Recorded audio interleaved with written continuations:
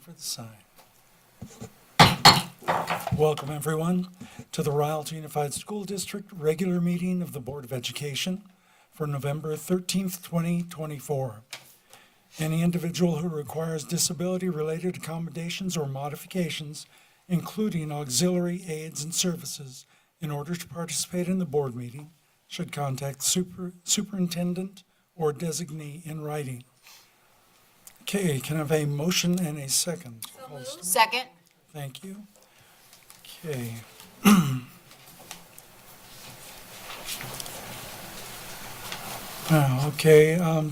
For moving into closed session, can I have a motion and a second, please? Second. Thank you. Okay, as provided by law, the following are the items for discussion and consideration at the closed session of the board meeting. Public employee employment, discipline, dismissal, release, reassignment of employees per Government Code Section 54957. Student expulsions, reinstatements, expulsion enrollments, conference with labor negotiators. Agency designated representative Edward D'Souza, PhD, acting superintendent. Lead personnel agents Rhonda Kramer, Roxanne Dominguez, and Armando Ortega, personnel services.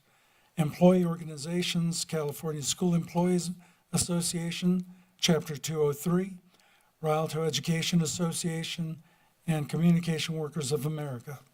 Pursuant to Government Code Section 54956.9 Delta and/or Delta 3, conference with legal counsel, anticipated litigation, significant exposure litigation. Number of potential claims, 1. Conference with legal counsel, existing litigation. Paragraph 1 of subdivision D as in Delta of section 54956.9. 209623-4 versus Rialto Unified School District, claim number 24-25-08. Government Code Section 910 et al. 24-25-08. Comments on closed session agenda items. Any person wishing to speak on any item on the closed session agenda will be granted 3 minutes. Dr. D'Souza, do we have any? We don't have any. Somebody else. All right, board, all at once, aye to move into closed session. Aye. Okay, time 6:03.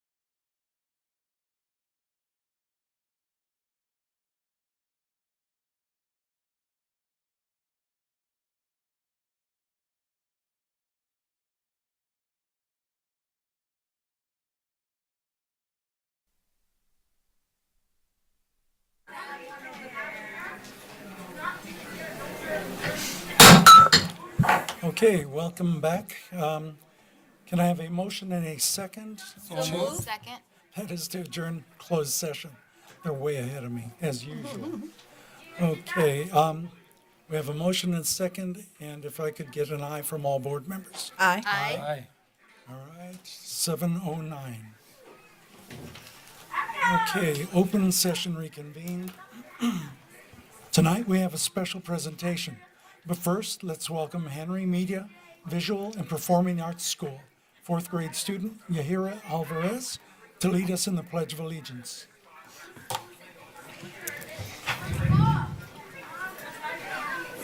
Ready? Ms. Alvarez? Please stand up and put your right hand over your hearts. Ready? Begin. I pledge allegiance to the flag of the United States of America and to the republic for which it stands, one nation, under God, indivisible, with liberty and justice for all.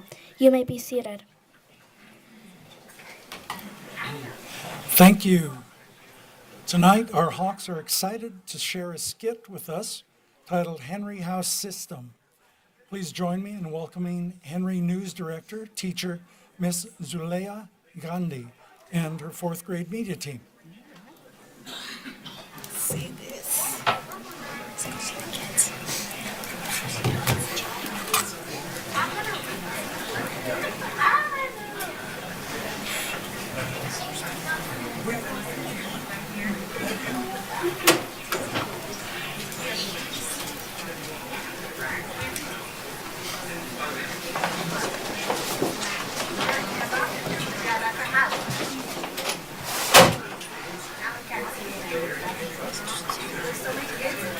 Good evening, everyone. My name is Sage Alexander. My name is Ivan Perez. I'm Yahira. I'm Najee. I'm Tisha. I'm Isabella. We're all from the Henry News team. I'm here to share the latest buzz from Henry Media Vapor.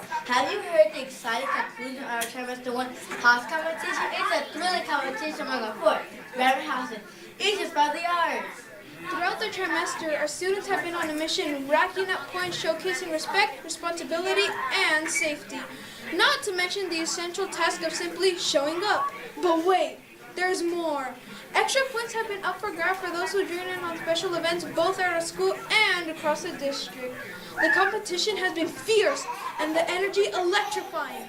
Now let's jump into the thrilling highlights and unveil which house has claimed victory this time around. First up, let's hear for the House of Allegro, the champions of rhythm and melody. This house is the spot of music lovers where every note matters. Their vibrant crest features a dynamic design of music notes and instruments, showing their passion for sounds. And when it's time to rally, you can bet they'll be shouting, Play it loud, Allegro proud. Get ready to feel their energy. Next up is the House of Creator, where the future stars of performing arts shine bright. Their crest bursts with creativity and inspiration, showing the passion of every member. These talented individuals are ready to take center stage. Lights, camera, action, Creator! Then we have the House of Illuminati, the artistic innovators picturing their path to success. The crest is a masterpiece in itself, symbolizing creativity and vision. Their call out, Who illuminates Illuminatio? And finally, let's celebrate our house champion, the House of Relevate. They danced their way to victory this trimester, showing talent and teamwork. The crest shines with symbols of grace and strength, and their call sign, Rev it up, relevate! Now, you might be wondering, what's the point of the house competition was all about? Friendship! We cheer, we dance at these violent fountains on the fun. School is so much more exciting when everybody feels included. And who does love a little friendly competition? Thanks to this competition, our attendance score has scored to 89%, a huge leap from last year, 72%. Henry is the place to be. I invite you to drop by on the Friday to see us in action. I promise you won't want to miss it. This is the Henry News team signing out.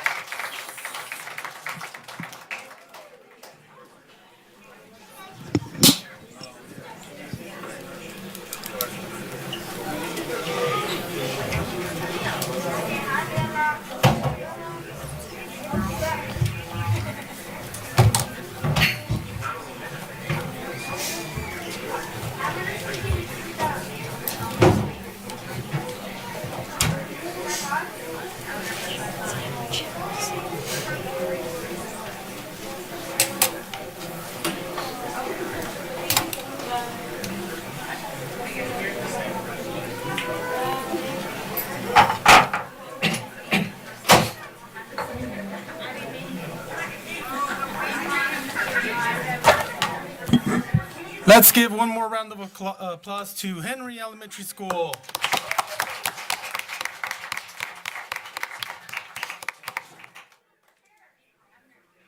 Okay. A big thank you to the students, Ms. Gandy, Principal Dr. Natasha Jones, and our amazing families for attending tonight and their committed support for our incredible students. Go Hawks! Okay.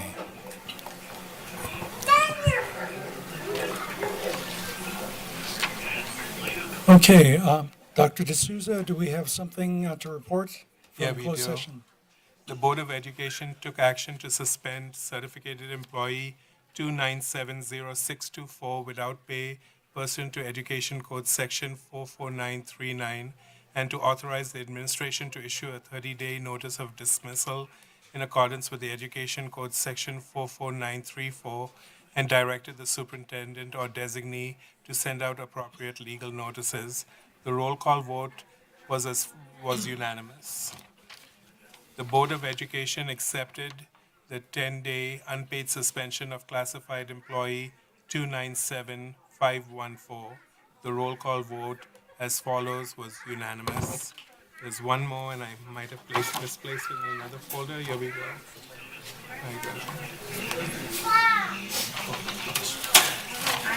Here's the last one. The Board of Education accepted the administrative appointment of Dr. Sergio Amaro, Elementary School Assistant Principal for KC Elementary School. The roll call vote was unanimous. That's all, President Martinez. Okay, before he gets away, Micah St. Andrews, our former Rialto Unified Student Board member, is here from Ike and Fresno State. And last time I looked, it was Detroit Lions, and then fill us in. Come on.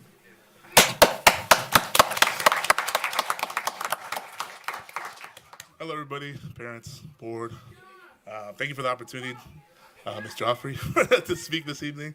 Apologize about the attire. I did not anticipate coming to the board meeting this evening. I did have a little sister who was part of the Henry group here, and so it was my surprise when I pulled up, like, oh, this is a board meeting. So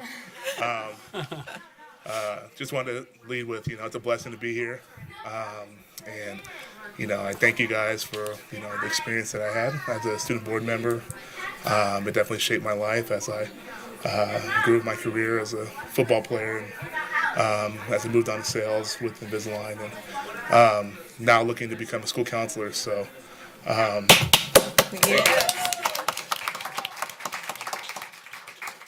you. Thank you guys for this opportunity to speak, and I'll hopefully look forward to working in the school district where I grew up, and making an impact on some of these kids that I know what they go through and what they struggle with, and so I appreciate the time again. Thank you guys. Thank you. Thank you, Micah. Come shake our hand. Okay.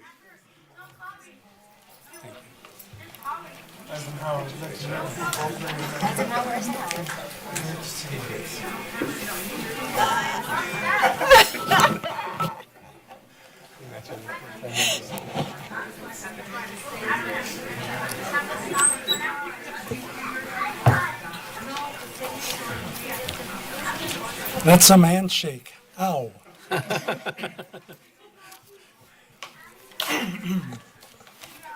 Okay, adoption of the agenda. Can I have a motion and second, please? Second. I don't see that we've got any changes, so as is, everyone at once, aye. Aye. Okay, presentation. Middle School District Student Advisory Committee. First up from Frisbee Middle School, Kimberly Espinoza.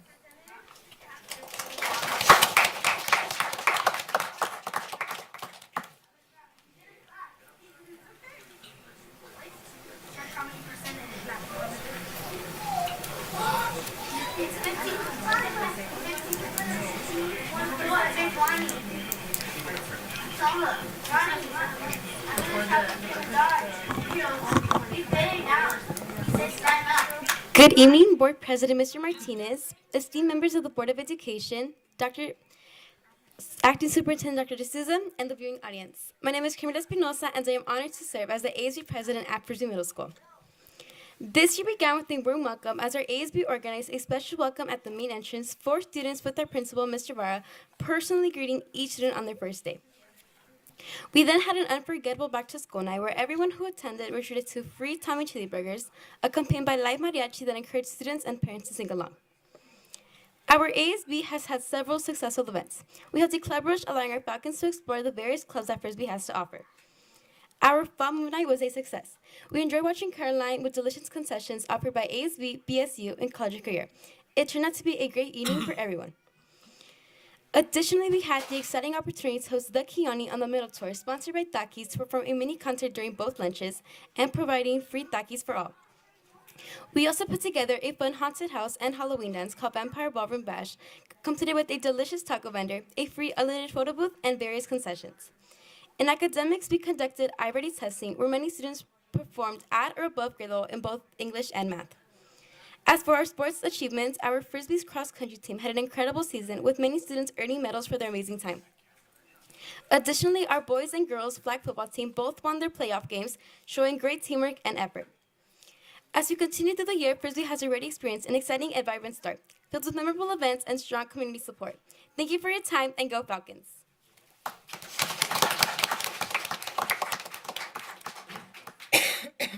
Continue, Mr. Manzo. Second from JQ Middle School, Kayla Rodriguez Leon.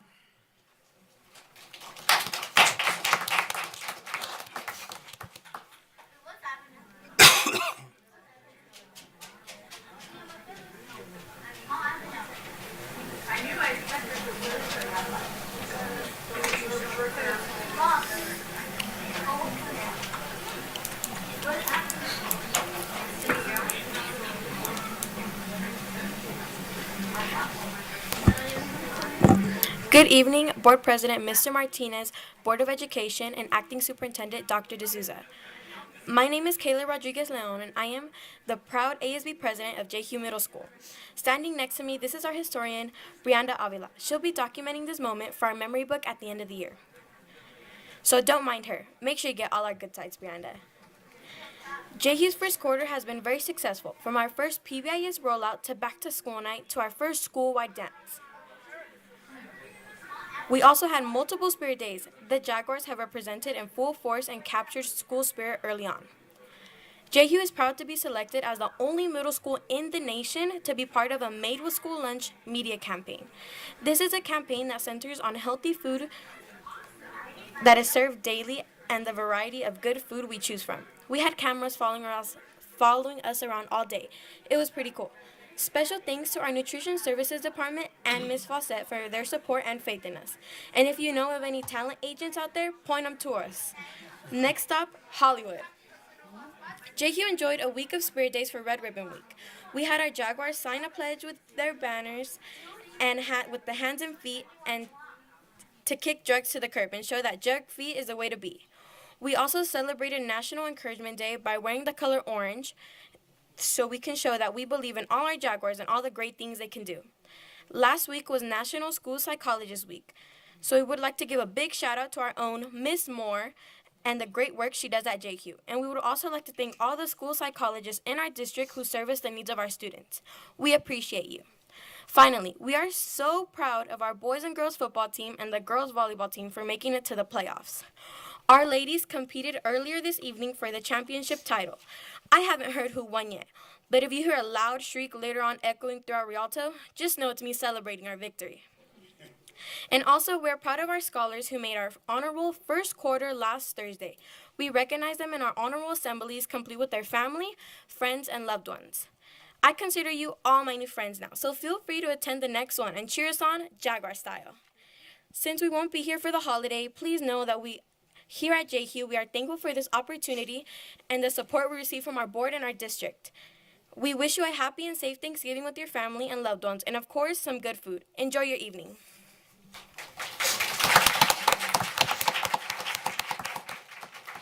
Third up, Chanel Soto from Cole Middle School.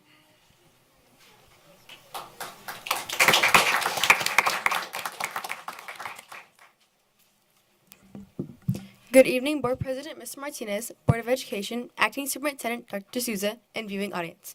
My name is Chanel Soto, and I am the proud ASP Ambassador of the Mighty Cole Cougars, and this is David Natapia, our proud ASP President. Cole Middle School had a busy start to our 2024-2025 school year, starting off with our annual back-to-school night kickoff, where we had Kona Ice and Los Tacos to feed our students and parents. Cole scholars also completed their first I-rated diagnostic test for both reading and math. ASP also hosted the annual Club Rush event. In September, our Cougar Country launched our Cole Tutoring Hub. This tutoring hub is open Monday through Friday from 3 to 5 p.m. This is a great opportunity for scholars to complete assignments and get help on specific questions they have. On September 27th, Cole welcomed the up-and-coming artist Kiani to Cougar Country with a lunchtime concert. Kiani performed at both lunches, and our students got free talkies at the end of the day. Our Cougars love getting to experience this concert. We've had other lunch activities this year. Our web leaders have had slime making and soccer. Our yearbook staff hosts photo booths at lunch every time we have a spirit day. September is also Hispanic Heritage Month. Co-op celebrated with week-long lunch activities. Students played Loteria, learned how to line dance, and watched Floco Rico dances by Ms. Diaz Sacedo's ELD students. ASB also hosted Hispanic Heritage Month movie night, where we watched The Book of Life. Additionally, Ms. Diaz and her scholars created the annual Dias de los Muertos ofrenda in the NPR. This year, our ofrenda is dedicated to our beloved math teacher, Mr. Flora, who we lost this summer. We will never forget you, Mr. Flora. In our annual chocolate fundraiser, we broke our school record. Participating students sold 921 boxes of chocolate. Way to go, Cougars. Today, ASP hosted our Knott's Berry Farm field trip for students who sold 4 boxes. We know they had a blast today. On October 23rd, Cope hosted the 3rd annual career fair. We had many guest speakers from so many industries to speak to our scholars, such as Rialto PD, Rialto Fire Department, movie makers, accountants, historians, and medical professionals. We were lucky to have district involvement as well. Thank you to Dr. Borciaga, Ms. Kramer, Ms. Garcia, Dr. Lewis, Ms. Dominguez, Dr. MacGyver Gibbs, and Dr. D'Souza for attending and supporting our event. Learning never stops at Kolb. In October, our principal, Ms. Lingenfelter, and 9 teachers went to the California Assessment Conference in Riverside to learn more ways to keep our scholars' test scores up. We will conduct the next I-Ready diagnostic test starting next week. We look forward to seeing the growth our scholars have made. Our music program is also thriving. We had amazing rapper performances in October, and we have more upcoming performances in December, including Winter Rapper Night and the participation in the Rialto Winter Parade. Finally, we want to share sports updates. All of our fall sports teams made it to playoffs, which were played last week. ASB hosted a pep rally to help boost our team's confidence and show off our Cougar spirit. It turned out well because our girls volleyball and girls flag football team made it to playoffs. We are so proud to announce that our girls volleyball team won the championships. Way to go, Cougars. And our girls flag football team made it 2nd place. Thank you for the opportunity to share all the amazing things happening in Cougar Country. Cougars always loud and proud.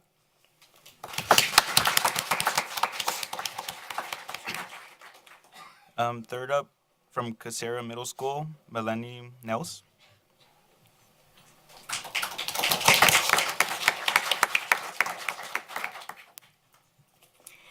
Good evening, Board President Martinez, Board of Education, Acting Superintendent Dr. D'Souza, and the viewing audience. I am Melanie Nels, ASB President representing Casera Middle School, and this is Jocelyn Diaz, our ASB Vice President.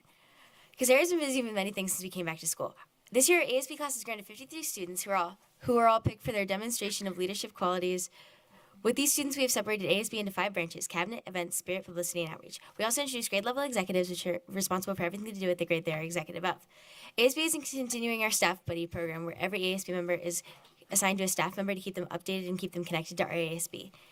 On August 9th, we held our 6th grade only dance as a big welcome to Casera. Our web program also attended to help set the vibe and many sixth graders said it helped them feel more welcome in our Casera community. On August 14th, we held our back to school night. On August 22nd, we partnered with Foamlicious to hold a phone party. It was a blast. We recognized Ms. Brodston, a beloved sixth grade English and social studies teacher, plus our web teacher, as August staff of the month. This year, Casera introduces our new web program. Web stands for Where Everybody Belongs and is a class of 8th graders solely dedicated to welcoming our 6th graders and to Casera and helping them acclimate to the transition from elementary to middle school. This September, we kicked off all of our fall sports. Our girls' flag football and volleyball made it to playoffs and finished 3rd in the season overall. We also had the fundraiser with World's Finest Chocolates. We had many participants, and our top seller going 2 years in a row was our very own ASB Vice President Jocelyn Diaz, who sold 29 boxes. All our participants who sold 4 or more boxes are going on a field trip to Knott's Berry Farm on November 19th. We also recognize Hispanic Heritage Month by recognizing important figures in Hispanic history on our morning announcements and held lunchtime activities that took inspiration from Hispanic cultures. In September, we recognize Mr. Lowell as our staff of the month. His social studies class is one we know our coyotes won't forget, or at least I won't.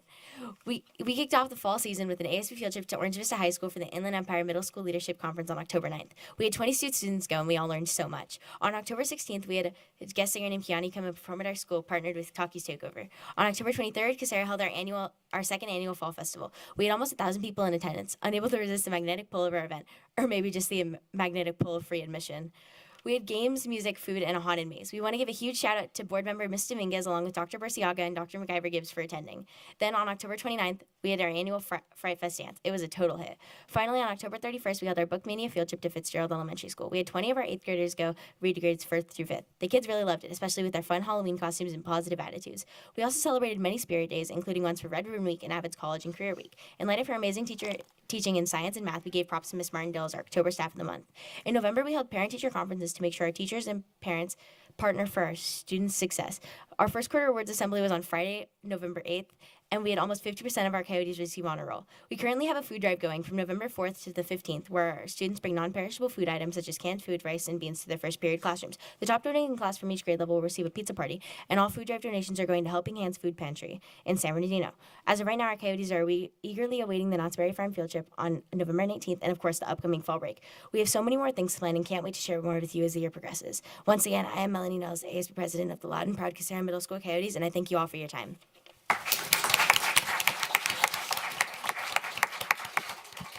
And finally, from Rialto Middle School, Nicole Enosigbe.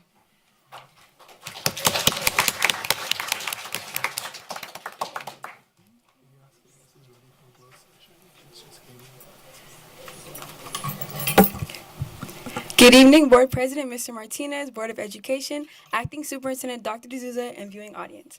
I am Nicole Enosigbe, the proud ASB President of Rialto Middle School, and I hope you all are doing well this evening. To kick off this school year, Rialto ASB had a very successful Spirit Week in August. There's a lot of participation, and it helped the students feel more welcome to our school. Next, we were able to assemble a cheer team after not having one for quite a while. Our students are so thrilled to now have an awesome cheer team that can support and encourage our sports teams as they battle it out to be the best. In the month of September, we celebrated Hispanic Heritage Month. ASB hosted several spirit days honoring Hispanic culture. We played loteria during lunch, enjoyed Miss Diane's delicious pozole, and listened to Latin music before school and during lunch. Our ASB and web leaders participated in team building the Disney Way at California Adventure. We had so much fun. We ended the month with Talkies concert featuring the artist Kiani, and the best part was Talkies donated over 3,000 bags of Talkies for all our students. Yum. The month of October was jam-packed with events. Our leadership groups attended CATA Leadership Day for several schools at Orange Vista High School in Paris, California. It was a great honor to celebrate Rialto Middle School's 100-year anniversary on October 10th. RMS would like to thank everyone for attending and supporting this historic milestone.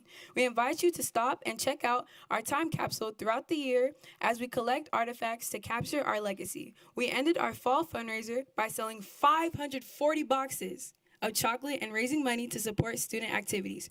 We will be taking 75 students to Knott's Berry Farm for their hard work and sales. Rialto ASB hosted our first annual RMS Fall Festival. We had over 700 people in attendance. We sold 534 wristbands for our inflatables, and we had free carnival games, face painting, arts and crafts, photo booth pictures, dancing, and food vendors. We want to thank Warner Elementary for their support and the Rialto community for coming out to make this an incredibly successful event. We ended the month with the Lunch Halloween Party concert. This concert was hosted by iHeartRadio, Kiss FM, 92.3 The Beat. That's right.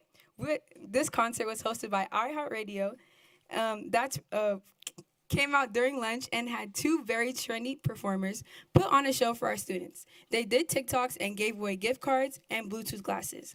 We had so much fun. Students are still talking about it.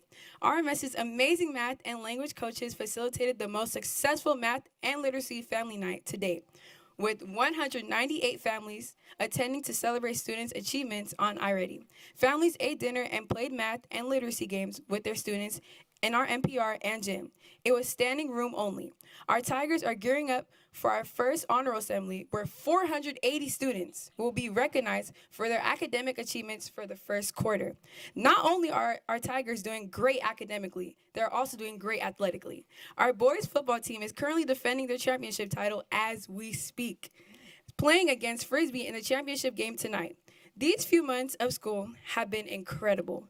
We have much more to come. We are looking forward to the best school year ever. Thank you for allowing me to share these wonderful things that are happening at Rialto Middle School. Go Tigers, and remember, always have integrity.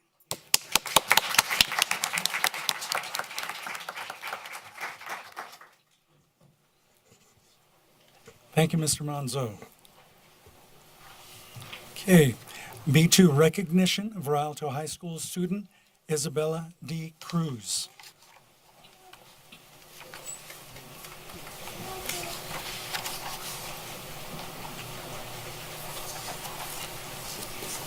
Ms. Cruz, join me over here, please.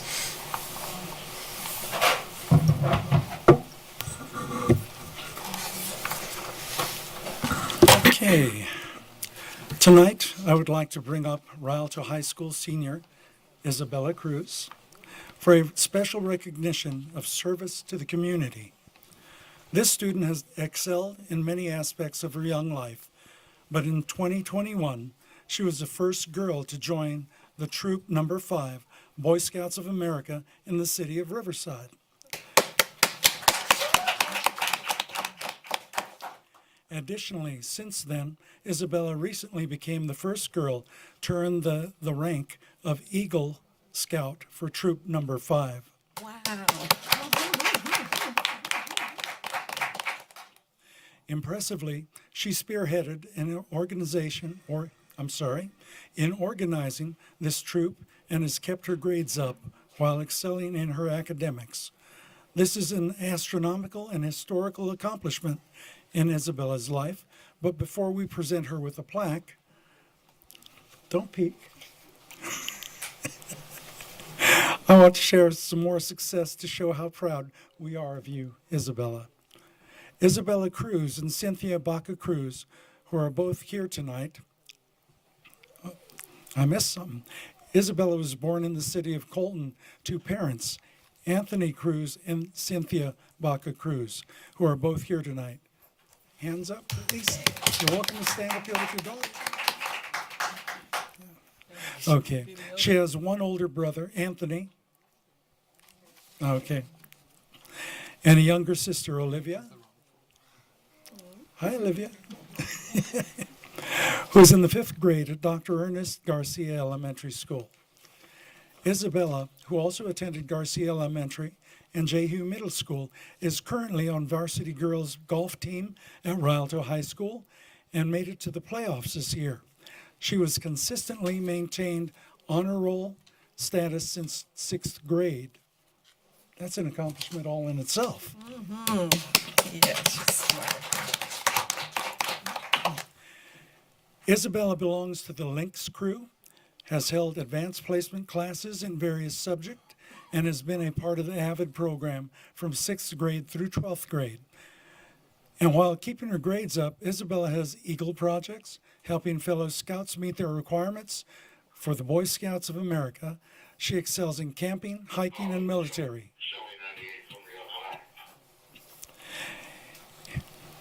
Rialto High. That's right. Okay, just for that, I'm going to make you stand up. Principal Sweeney, come on. Join Isabella. Okay. Lost my place. For the Boy Scouts of America, she excels in camping, hiking, and military. In Eagle Scout 2024, she has held leadership positions, 8th scribe, 9th senior patrol leader, 10th and troop guide, which is a greeter for the troops, and she has been an 11th chaplain aide. A person of faith, Isabella is also a greeter, welcoming people to Center Point Church in Colton. All right, proud of you. I feel really appreciative that all my work is recognized, replied the graduating senior and top-ranked Eagle Scout. Thank you to the Board of Education for this amazing honor. Isabella, you're welcome. I want to thank you, your family, and also Principal Carolyn Sweeney, for being here tonight to support a myriad of your accomplishments. Please join me in front to receive your pledge.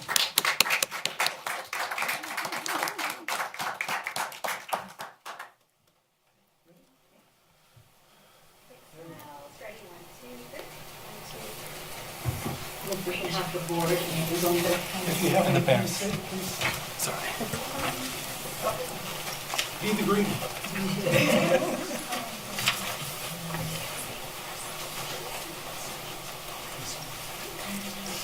So I wrote a speech just in case, but it's like pretty short. I was like a little bit unsure because it's my first time being here.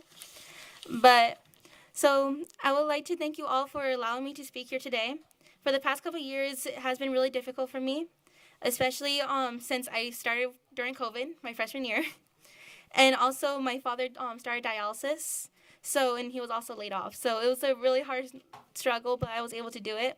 So it really was hard for me to get there, but I'm also a president for my anime club, and I'm also part of the AVID program and everything.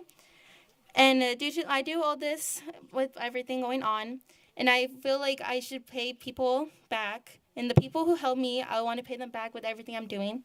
So that's one of the reasons why I'm doing this all.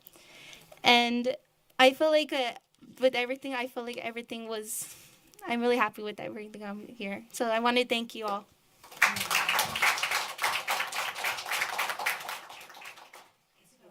No, it's not that easy. Picture time.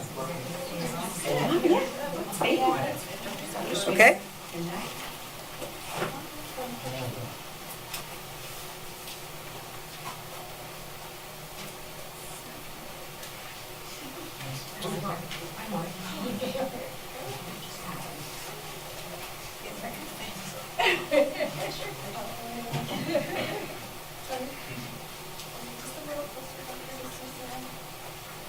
Big smiles, everyone. Ready? 1, 2, 3. 1, 2.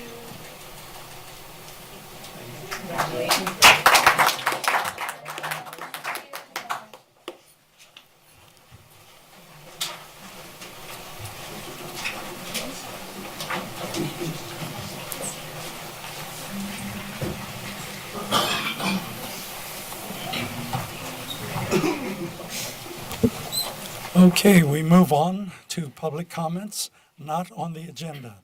At this time, any person wishing to speak on any item not on the agenda will be granted 3 minutes. Dr. D'Souza? We have several. First, we have Monica Thomas on district tier meetings.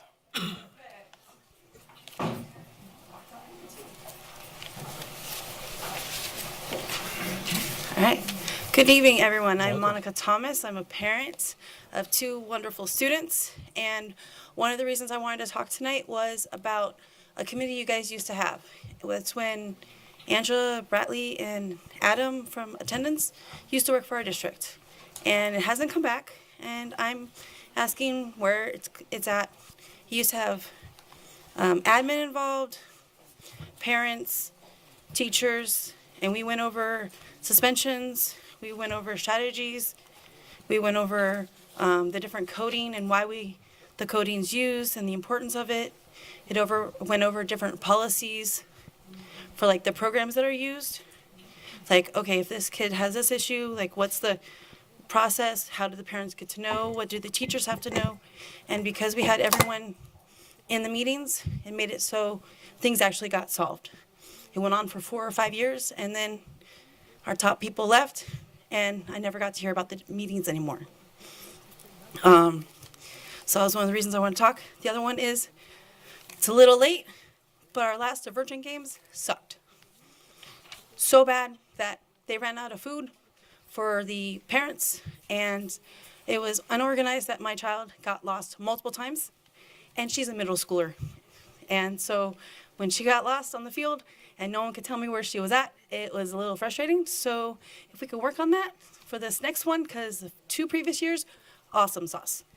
And then also special ed, in 2022 to 2023, they did an audit, and they had it where special services spoke, and then a different night parents spoke for 2 nights or 3 nights, and then they actually had staff actually speak.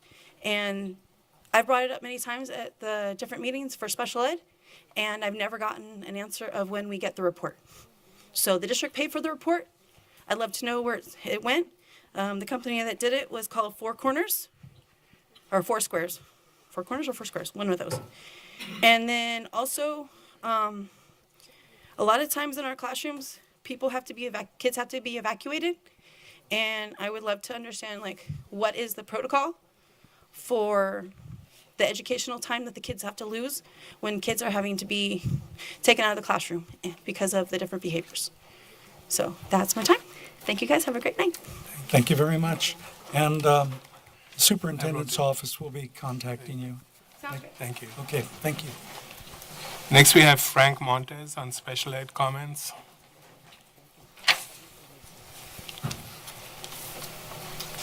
Welcome. Good evening, Frank Montes. First, I'd like to start off by congratulating Ms. Lewis and Mr. Martinez on your reelection.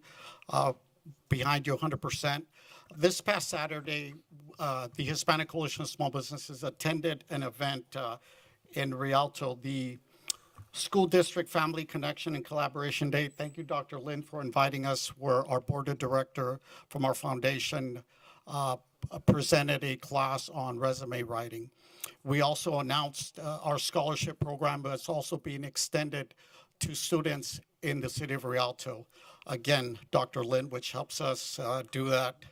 She asked, and when she asked, she's telling us. So I do want to say that the scholarships are now open for the city of Rialto students, and that would be in joint with Colton Unified. Natalie Baca is going to be helping us. But I'm also here to speak on an issue. I was here about a month ago talking about bullying issues and the way certain board members treat the community.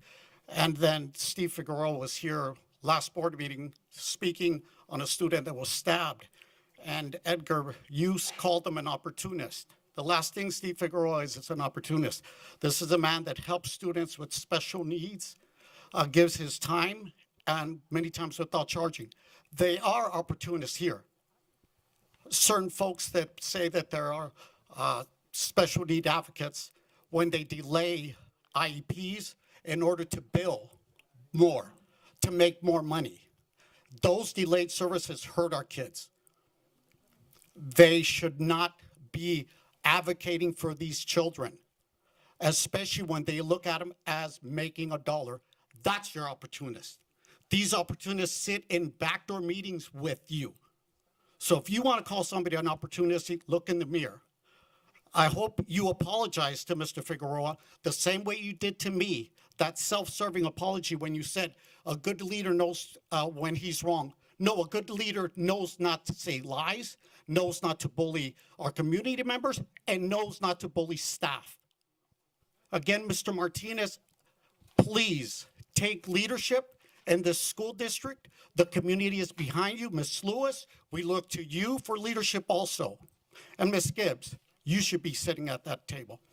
You should be the superintendent. I don't know why they passed you up, but our community is watching. We're sick and tired of these games, especially when it impacts our kids. So again, quit bullying our community. Only if they praise you. That's why this advocate has almost 7 IEPs, because they come and praise you every time. If Steve would praise you, he'd be probably having a ton of IEPs also. Keep doing your job, Steve. You're a true advocate. Next, we have Eric Johnson on safety.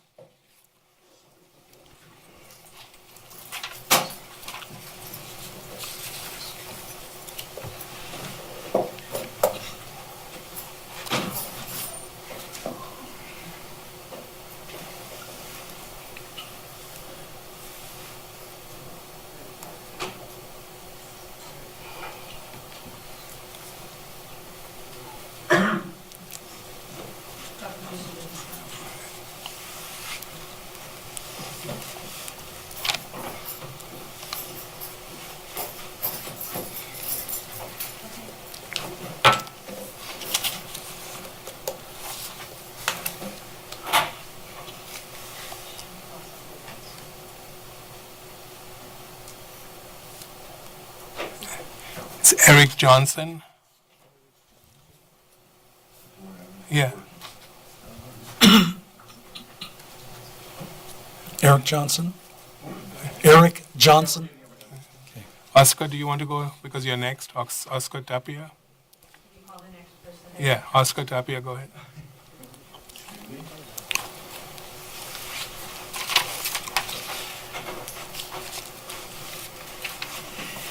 Good evening. Good evening. How you doing? I think I know everybody here on the board. Please identify yourself. I'm getting there.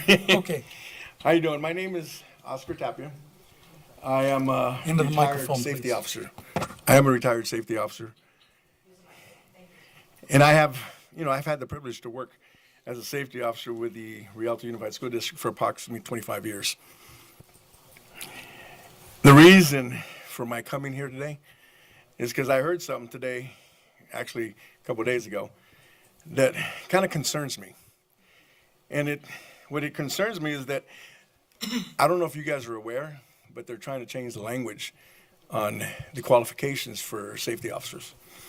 They want to remove the post-level 2 training, which is Penal Code Section 832, the school security officer training, and the SB 390, or you can call it the law enforcement course, for school law enforcement course, which is training that makes you a better officer, allows you to handle situations, shows you how to handle situations better, better than anybody else that you would put on the job that doesn't have the training. Now, these requirements have been, it's like they've been in the district since I was hired, and that's 25 years ago. Nothing has ever, been pushed as to that, because we have posts that we're going toward law enforcement. That's not the case. The case is the more training you have, the better suited you are to do the job. When I was working in this district, we had one thing that we had to worry about. That was the safety of the students. At all costs, it was the safety of the students. Even though that we put ourselves at harm, in way of harm. I mean, I've been hurt several times on the job, but I still came back and did my job. We all got together as officers and we all worked hard. We came together, we talked about what happened, and we'd find ways to fix it. When we had stressful situations where we had on campuses, if it wasn't for this training, I don't know how we would handle it, because those things come upon you real fast. So you have to be able to have that training that you need to be able to think according to the situation and to be able to stop the situation from happening and actually getting out of control, because things can get out of control very fast. So my concern is, especially if you have parents that have kids in this district, I would be concerned.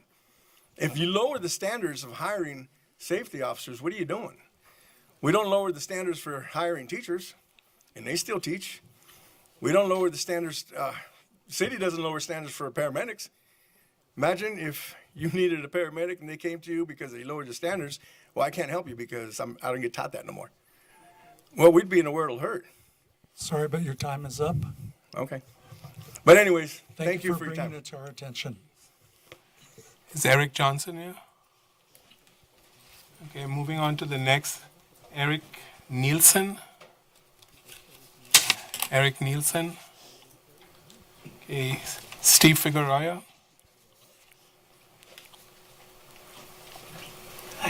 Steve Figueroa, I'm an education advocate. First, congratulations to Dr. Stephanie Lewis and Joseph Martinez, and to the Congressman Joe Baca, who's now the mayor. I think you guys won because you ran very positive campaigns, and you set an example, hopefully, for future people. I saw your calming effect at the one meeting, and I thanked you last time. But, you know, I'd like to ask Mr. Edgar, since he's an opportunist, what were you doing in '69? Because in 1969, I was working a campaign with LULAC. I was 9 years old. I was already working in my community to better our community. My mom and dad were LULAC. And I could go on and on. I was a union steward, but it's just in our blood. It's not opportunist. If you're a union organizer, you're a union, you just go out there and make your community better. All right? But that also means that you exercise your First Amendment right, however uncomfortable it is. Those who know me tell me we call each other out all the time, but we don't attack each other. But that doesn't mean we don't hold each other, because that's what a friend does. You hold a friend accountable, and they respect that. But I'm here to speak on special education. And wow, was because, when I advocate for parents and I say they need to be reimbursed, and a certain board member says, no, our attorney says we can't, or we're not going to reimburse, yet they're giving contracts to a particular person in this district who comes and speaks all these great things about them, and they get contracts and they delay IEPs on purpose because then they could bill more. That needs to be investigated, okay?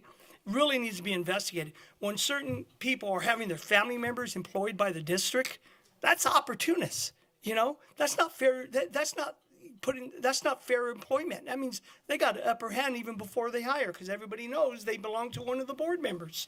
That's opportunism. So yeah, I just came from Mount Taloma to help some parents. Moreno Valley the other day. I go on and on and on. And I just do it. It's what Gil Navarro did, I did, Victoria Baca, Raul Wilson. It's what we do. But you know what? We weren't called opportunists. We went out there when we walked with farm workers. We did, we just did it, right? When I got arrested, when Taisha Miller was shot like 12 times in the back, I was proud to do that. I wasn't an opportunist. It was something that needed to be done to show that a Latino man will stand up for African American community. And I'm proud of that. And I do it again 100 times. Okay? So what I'm saying, when we go out there and we're doing IEPs and we're asking that parents be reimbursed, and they say, we can't do that, we can't afford it. Yet, if you come up here and say favorable things to one person, they'll grant anything you want. Consideration is consideration. It comes in many ways. They need to look at what Jose Weezer was all about. That's what it comes down to. By any means, you can't do that stuff. Anyway, my time's up. Thank you. Thank you. Next, we have Bill Buffard from the Changes in Safety Department.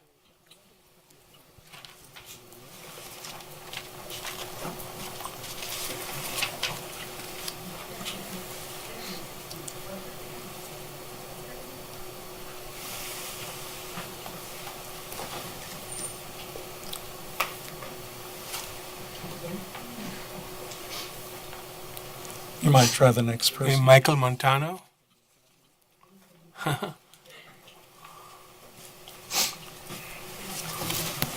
Good evening, everyone in attendance and viewing audience at home. I'd just like to start off with, I think, what is the biggest congratulations tonight is to Isabella on Eagle Scout. Isabella, I hope you see this, to hear this, that what you accomplished it's a big accomplishment, and I don't even think you realize how big that is. So ask any adult, any teacher. You did the work, but I still don't think you realize the gravity of all that you accomplished. So again, congratulations. And to everybody else that voted in the big election, thank you for voting, whether or not you're happy with the results or not. To our incumbents, congratulations on your seats. I think it's safe to say, even though not all votes are, I think you're safely ahead. Congratulations on your seats again. So with the election, the big election, we have a very good chance of federal funding being cut for education in the months to come, and with our SERP that we may be losing teachers. It's something to consider how we are going to retain our teachers. And it's commonly known that one of the number one reasons, if not the number one reasons for teachers leaving schools or school districts are principals. And we lost a very good teacher because of a principal a couple of years ago who had data to prove that every student in her class gained in both English and math. And the principal sent that teacher away. Principal went to another site. And at this site, it seems like the staff, there's a big division in the staff, close to a 50-50 split. People are not happy there. 50-50, I think, is one of the worst splits to have. So I did send you guys an email with some data, so hopefully you get a chance to look at that.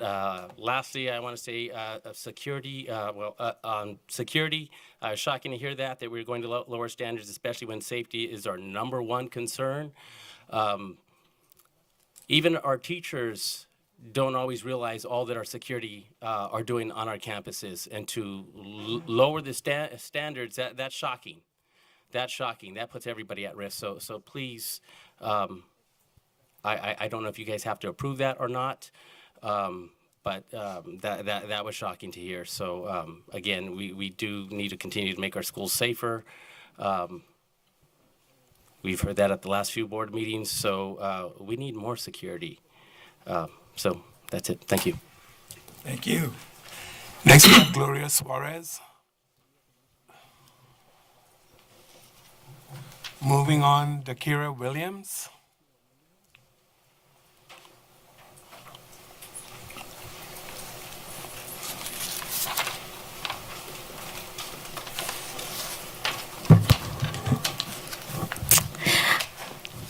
Good evening, members of the board, Acting Superintendent Dr. D'Souza, Innovation Team, and members of the viewing audience. I want to begin by also extending my heartfelt congratulations to Dr. Lewis and President Martinez. Your dedication and commitment to our district are truly appreciated, and I look forward to the continued progress we'll all achieve together. I want to express my deepest gratitude to our community for the overwhelming support for my campaign. As mentioned, regardless of our ultimate outcome, my commitment to serving our students, families, and educators remains unwavering. My objective has always been and will continue to be to ensure a safe, supporting, and innovative educational environment for every child in our district.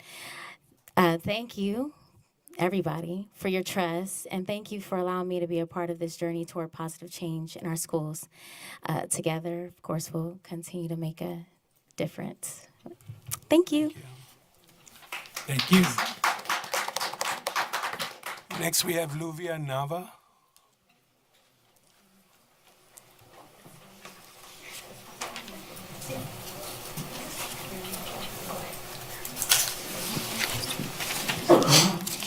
Buenas noches, miembros de la mesa directiva, Dr. D'Souza y audiencia. Good evening, everyone, board, Dr. D'Souza, and audience. Mi nombre es Luvia Nava. Luvia. My name is Luvia Nava, Y esta noche estoy aquí para dar gracias al director Velasco y a la subdirectora Baba de la escuela Kelly Elementary School and tonight I'm here to thank Mr. Velasco and Dr. Baba from Kelly Elementary por habernos prestado sus instalaciones para tener un taller de padres y estudiantes. for allowing us to use their site for a workshop for parents and students. También gracias a la señora María Lara por habernos invitado. Thank you to Miss Maria Lara. Estábamos en busca de un lugar porque no teníamos dónde hacer este taller que fue para, repito, para padres y estudiantes y nos dieron las facilidades en esa escuela. We were looking for a place because we didn't have anywhere to host our workshop, and they were kind enough to share their facilities. Estoy muy orgullosa de los papás y de los niños que participaron haciendo manualidades y arte popular mexicano que hicimos alebrijes y catrinas. I am very thankful and I'm very proud of all the participation from the students and the families that participating with the festivities and the arts and crafts we made Catrines and Alebrijes. Y también muchas gracias a todas las personas que asistieron al festival a nuestra celebración cultural de Día de Muertos. And thank you for everyone who participated and attended our cultural event, our Dia de Muertos event. Fue todo un éxito y sobre todo a los papás voluntarios que estuvieron ahí desde muy temprano ayudando. It was a huge success, especially due to all the parent volunteers that were there early morning participating and helping. También quiero felicitar a los papás voluntarios de Hubans Elementary School. Hubans. I also want to thank the parents from Hubanks Elementary, Que estuvieron trabajando muy duro también haciendo algunas manualidades. who also worked really hard doing the arts and crafts. En realidad, me gustaría que el siguiente año pudiera ser más abierto a otras escuelas, ya que esto motiva a los papás a seguir aprendiendo sobre nuestras raíces culturales y también a desarrollar. I would also like to encourage and I would like to hope that next year it would be open to more schools, since this really encourages other parents to participate. A desarrollar habilidades que a lo mejor no tenían, ni siquiera sabían que las tenían. And to work on skills that maybe they didn't even know they had. En otras ocasiones he venido a decir de algunos lugares que no nos abren la puerta. En esta ocasión vengo a agradecer a esas escuelas que sí nos abrieron las puertas. Previously, I've been here about talking to you about and sharing with you about places that weren't very welcoming to us, but today I'm here to say thank you because they were very welcoming. Y también un agradecimiento muy especial a Wendy Gavini, que estuvo ahí asesorándonos para todo el tiempo como representante del Instituto de Padres, o ya no sé cómo se llama. And also a big thank you to Miss Wendy Gavini, who was there guiding us throughout the whole event. Muchas gracias. Thank you. Okay, next we have Gloria Suarez.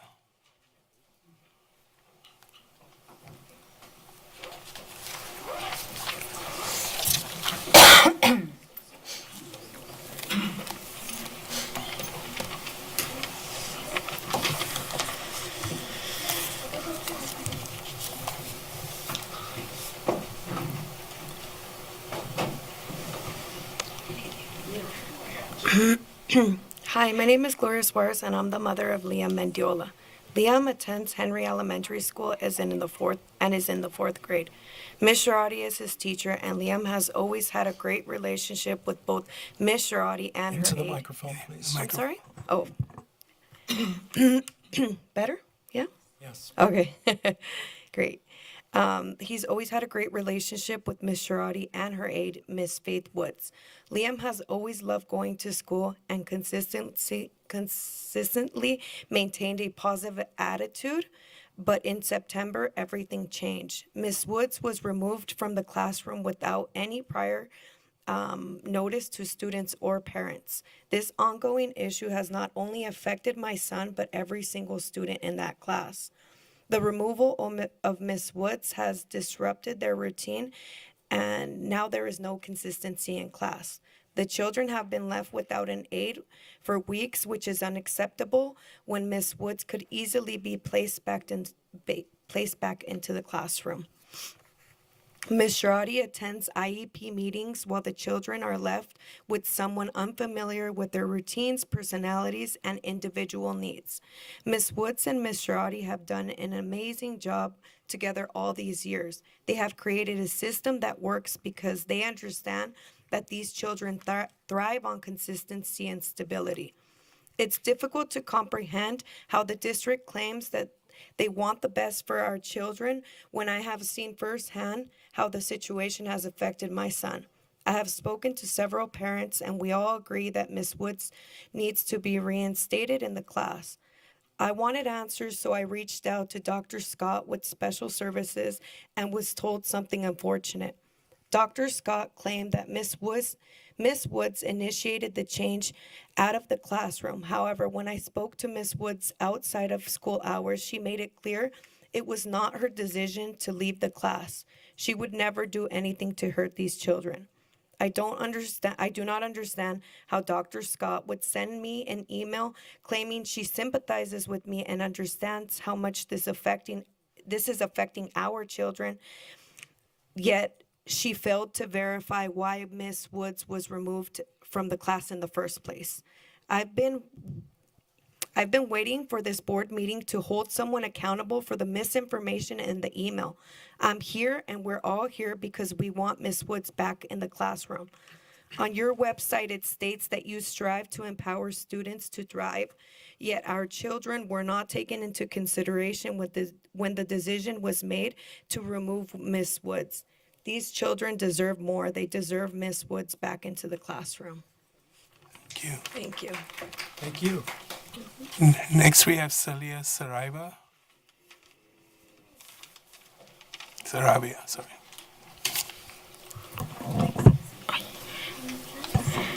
Buenas noches, miembros de la mesa directiva, presidente Mr. Martínez, vicepresidente Mr. Montes, superintendente activo Dr. De Souza.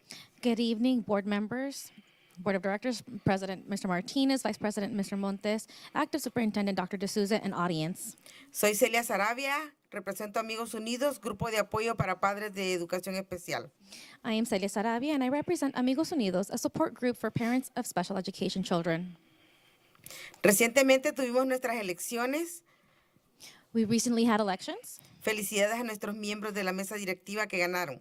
Congratulations to our board members who won. Estamos seguros que trabajarán porque nuestros estudiantes tengan éxito. We are sure that you will work hard so that our students can be successful. Y nosotros los padres y la comunidad estamos para apoyarlos. And that as parents and community, we are here to support them. Dios nos pone a donde quiere que le sirvamos. God places us where He wants us to serve Him. También quiero compartirles que ya empezamos nuestras clases de matemáticas con UCLA. I also want to share with you that we have already started our math classes with UCLA. Y las clases de literatura con USC. Literacy classes with USC. Y estamos muy contentos los padres con nuestros maestros. And as parents, we are very happy with our teachers. Especialmente nuestro grupo que nos tocó con Miss Reyes, Miss Belma, Miss Beléndez. Es increíble todo lo que aprendimos. Especially with the teachers mentioned, it is incredible everything we have learned. Es increíble todo lo que aprendimos en nuestra primera clase. It's incredible everything we have learned in our first class. Todas las estrategias y todas las áreas en las que implementamos las matemáticas. Learning about all the strategies and all the areas in which we implement math. También quiero compartirles de los talleres de la Academia Regional de Educación para Líderes. I also want to share with you about the workshops from the Regional Academy of Education for Leaders. Dirigidos por la doctora MacGyver Brown y Mr. Mark Serna. Leaded or guided by the people mentioned. De la Oficina del Superintendente del Condado. From the County Superintendent Office. Excelente, es una gran oportunidad que nos dan a los padres y a la comunidad. It's excellent. It's a great opportunity that gives us parents and the community to be able to educate ourselves. Para educarnos para apoyar a nuestros hijos y estudiantes de nuestro distrito. To be able to support our children and students of our district. Gracias a nuestra mesa directiva, a nuestro superintendente Dr. De Souza por apoyar a nuestros padres y también un agradecimiento a todos los que con mucha pasión I want to thank our Dr. De Souza for supporting our parents, and also I want to thank you all who, with great passion, que con tanta pasión entregan su trabajo por la educación. That with great passion they give up from themselves for our education. Pensando siempre en las necesidades y el éxito de nuestros estudiantes. Always thinking about our students' needs and their successes. Gracias a la doctora Chávez y a la doctora Scott. Thank you to Dr. Chavez and Dr. Scott. Por resolver y enfocarse en las necesidades de nuestros estudiantes de educación especial. For solving and focusing on the needs of our special education students. Trabajemos unidos, somos un equipo, mesa directiva, superintendente, directores, maestros, padres y comunidad. Let's work together. We are a team, board of directors, superintendent, principals, teachers, parents, and community. Todos tenemos un mismo objetivo, el éxito de nuestros estudiantes. We all have the same goal, the success of our students. Juntos hacemos la diferencia. Together we make the difference. También excelente presentación de los niños de Henry. Also great presentation from the students from Henry Elementary. Son nuestros futuros líderes. They are our future leaders. Yo me quedé impactada con la facilidad de palabra, todo de memoria, hago excelente. Fue I was excelente. impressed with how they performed and how they were able to perform everything from memory. It was excellent. Excellent. La señorita Isabela, felicidades por todo su trabajo que da nuestra comunidad. Miss Isabel, congratulations, and we're very thankful for all the work that she does within our community. Y también nosotros, los padres de educación especial y en la comunidad, nos preocupa las decisiones que tomen con respecto a la seguridad de nuestros estudiantes. And also, as parents of special education students, we are concerned about the decisions that are being made when it comes to the safety of our kids. Les pido que tomen muy en cuenta lo que habló el oficial Tapia, que han servido a nuestra comunidad por muchísimos años. I ask that you take into consideration what Mr. Tapia has shared, who has been working with our community for years. Y por favor, directores de las escuelas, incluyan a los estudiantes de educación especial en las presentaciones. And principals from schools, please include our special education students. Bueno, no solo in en las presentations. presentaciones, en todo. Not Nadie just- se debe de quedar atrás. Not just in presentations, but in everything. Nobody should be left behind. Y felicidades nuevamente, Mr. Martínez, doctora Luis y nuestro nuevo miembro que vaya a estar en la mesa directiva también, bienvenidos. And congratulations, Mr. Martinez, Dr. Lewis, and of course, our new member who's going to be joining us. Sé que continuarán siendo un gran equipo. I know we will continue to be a great team. Estamos orgullosos de nuestra mesa directiva We're really proud of our board y de nuestro superintendente. and our superintendent.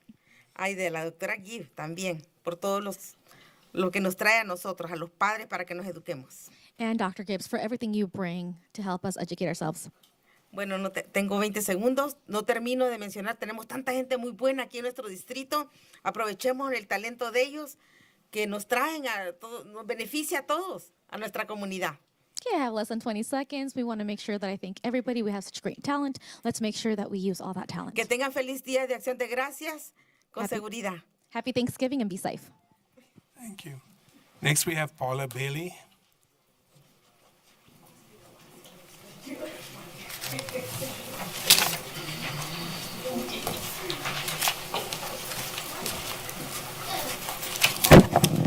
Good evening, Mr.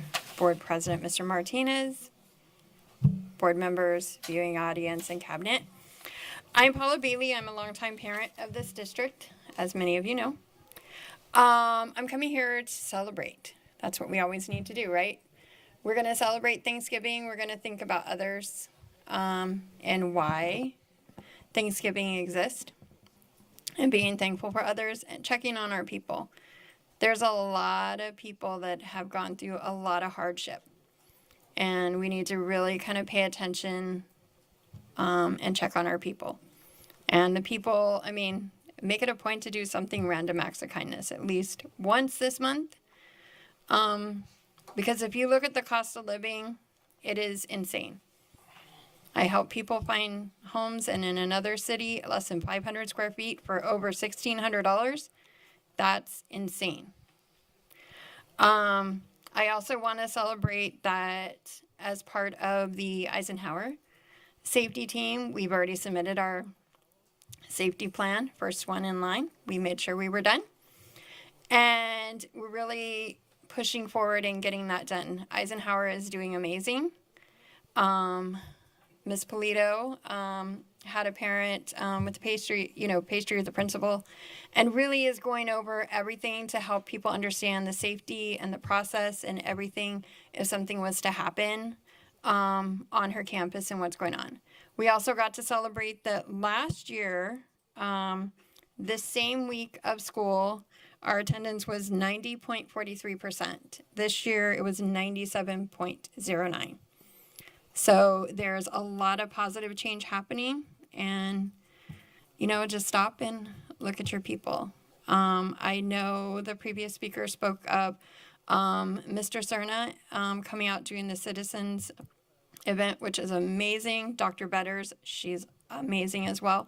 Thank you, and I really appreciate that opportunity. And let's just work together to make this district a better place for everybody, especially our children. Thank you, and happy Thanksgiving. Checking one more time, do we have Eric Nilsson? And do we have Eric Johnson? Okay, and that's it for items not on the agenda. Thank you, Dr. D'Souza. Before we move on, if the board could get a report in the Monday reports Yeah. about Post and PC 832, We will. and also about Miss Woods. Okay, I wrote it. Appreciate that. Okay, we continue with public comments on agenda items. Any person wishing to speak on any item on the agenda will be granted 3 minutes. So Dr. first we have D'Souza. Michael Montano.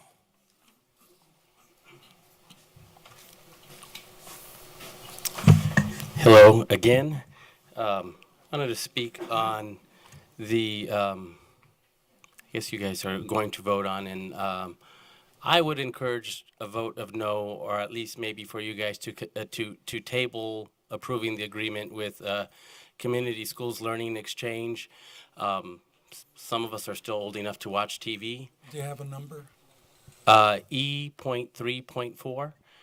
Some of us that are old enough that still watch TV, you may have seen the many commercials that CTA has sponsored promoting community schools. It's a great thing. This is just a little reminiscent of how we contracted out for standards-based grading with Riverside, and we kind of know how that left us. They, still paid them money without receiving services, because I guess we didn't want the services from them anymore. It's $42,000. There's going to be a lot of training in that. That could, we have some teachers that have gone through some of the CTA trainings that feel very vested in this, that we might be better served maybe releasing a teacher or two half-time, that it has, both feet in. This is their district. It's not about money for them.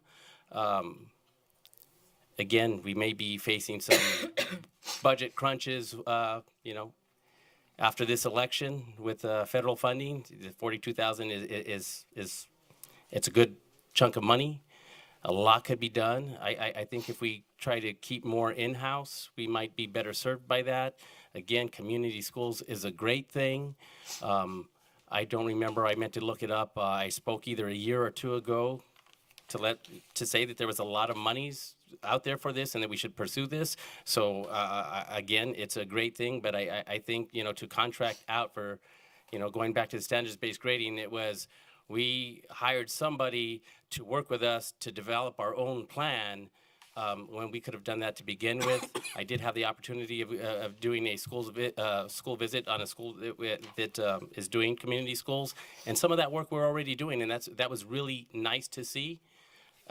Again, I just really, if anything, if we can table this and the board, if you can look more into this, and again, it's a nice chunk of change that maybe that can stay in-house.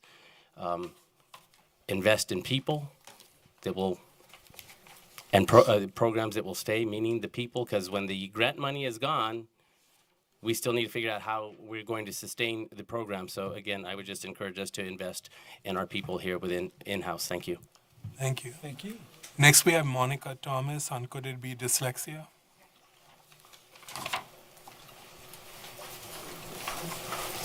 All right, I'm back again. Okay, so I've never actually done one that's on the agenda, so I didn't realize I had to know what the number was. So it's E3.6, approve the agreement with Could It Be Dyslexia. My only thing on this one was if this does get approved, I was trying to figure out how this program will be implemented, like what's the next step? Will we find out as parents like how it gets implemented? Is it like the school sites decide like how this program gets utilized? That was my questions on this one when I saw it on the agenda for tonight, because I've actually never done this part. So, Okay, just a quick correction. Hold the time, please, if you can. It is comment time, not question time. oh, So I didn't know not- there was not a difference. problem.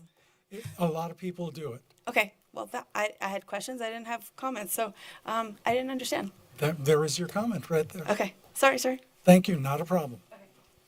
That's all we have. But we will get you that information. Okay. Okay. Back to the page that I was on. Okay, comments from association executive board members. Rialto Education Association.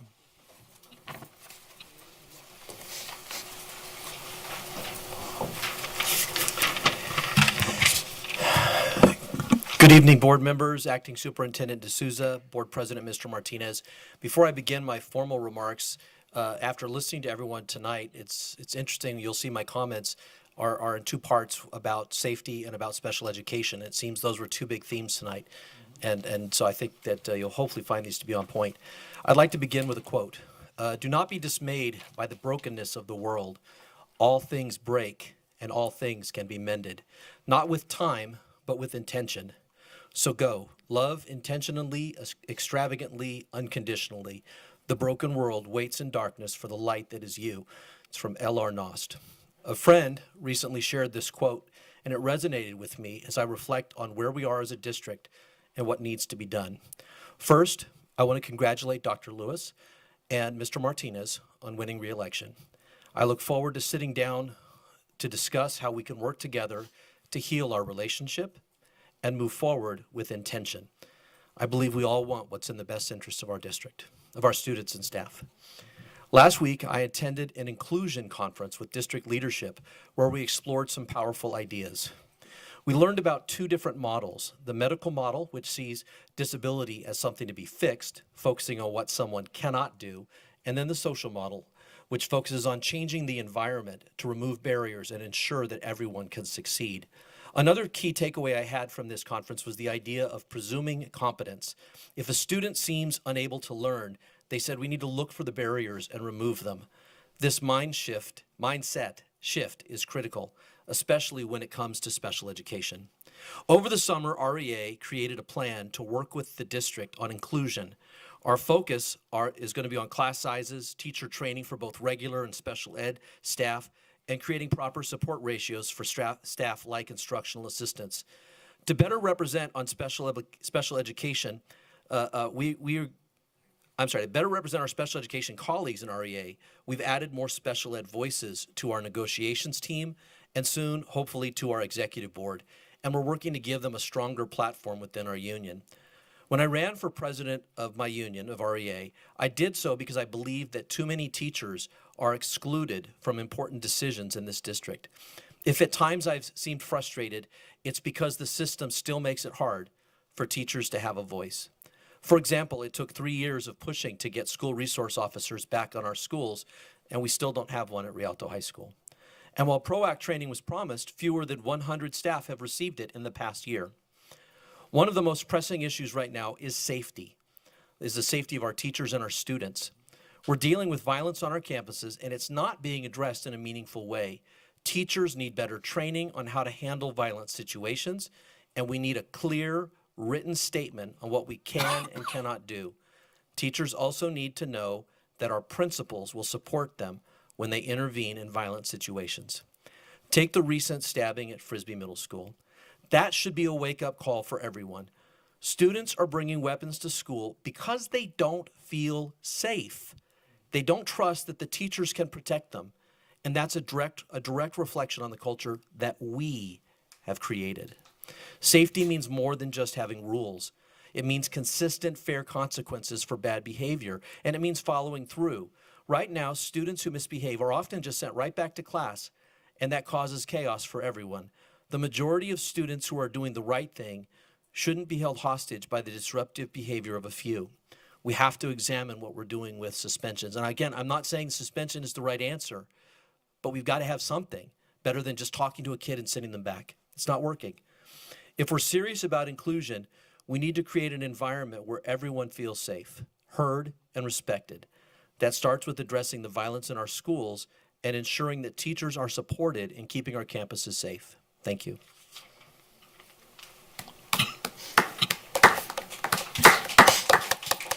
Thank you. California School Employees Association. Excuse the association. That's okay. Good evening, Rialto Unified Family. I'm Chris Cordasco, proud president of CSEA Chapter 203. So often when I introduce myself to somebody new and we inevitably get into the conversation about what I do for a living and I tell them I work for a school district, They often ask me what I teach. And then I get to tell them all about how I'm a classified employee, and how there's over 1,100 of us here in the district, that every day we're the wheels that keep the train on the track, right? And recently in our district, we had two major events with the Parent Summit and the Day of the Dead celebration. And I wanted to take a moment just to recognize all the classified staff that worked so hard to make those events happen. So there was a lot from the warehouse, our purchasing department, our safety officers, our custodians, our maintenance, our grounds. So very proud of those individuals. Also, I want to thank the parents for speaking out on Ms. Wood's behalf. I want the board to know that the situation there at Henry Elementary, why this classified employee was moved, is no longer an issue, and that the principal could choose to put this individual back in the classroom where they belong, but chooses not to. So, and this is a principal that we have had problems with in the past. In fact, this principal was moved from one elementary to another. So something to think about. Okay? Thank you, Dr. D'Souza. I'm talking here. You're going to look at me? Yeah. Okay. Thank you, sir. Thank you. Good evening. Good evening. Thank you. Communication Workers of America.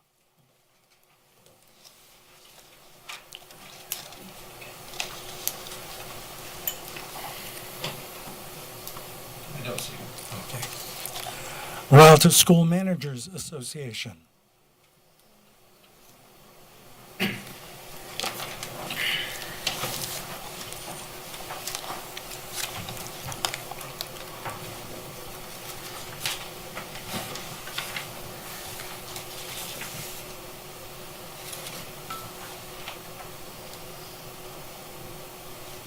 Okay, I guess they're not coming.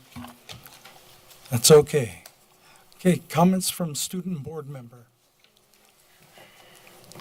Mr. Monzo, welcome on board again.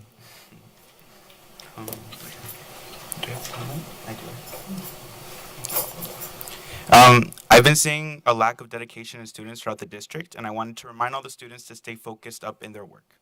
I understand that things could be boring and discouraging, but I remind all of you that this is only 1/5 of your lives. What you are doing right now, whether you are in high school, middle school, or even elementary school, is the foundation for the rest of your lives. If you decide to slack off, there will be consequences to that in the future. However, the same goes for if you decide to focus up. There will be consequences for that, and I advise all of you to look outside the box when it comes to school. Don't just be locked down to what you are doing right now. Open your mind up to your future and set yourself up for it.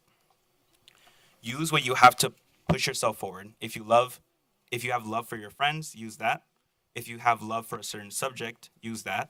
But don't let yourself stay discouraged. The worst thing I want is for you to be stuck in your own world and waste valuable time that you won't get back. If you feel like you can't do something and you're tired, talk to someone, but do not stay down. There will be ups and downs. That's just how life is. But use what you are given to push yourself and give yourself dedication. When you leave our district, you will be the one that will push yourself forward. No one else will be there for you but you. Keep yourself healthy and safe, whether that be physically or emotionally. If you desire help, there will be people that want to help. Please just ask. I do care for all of you, even if I don't know you, and I desire the best out of all of you. You are the next generation, students, and without you, who will be there to lead us? I trust in all of you and what you decide for yourself to do, and I wish you the best. Keep up the great work, everyone. I thank the board for the opportunity to be able to talk to you today. Thank you, board, for giving me the ability to support all the students in the district.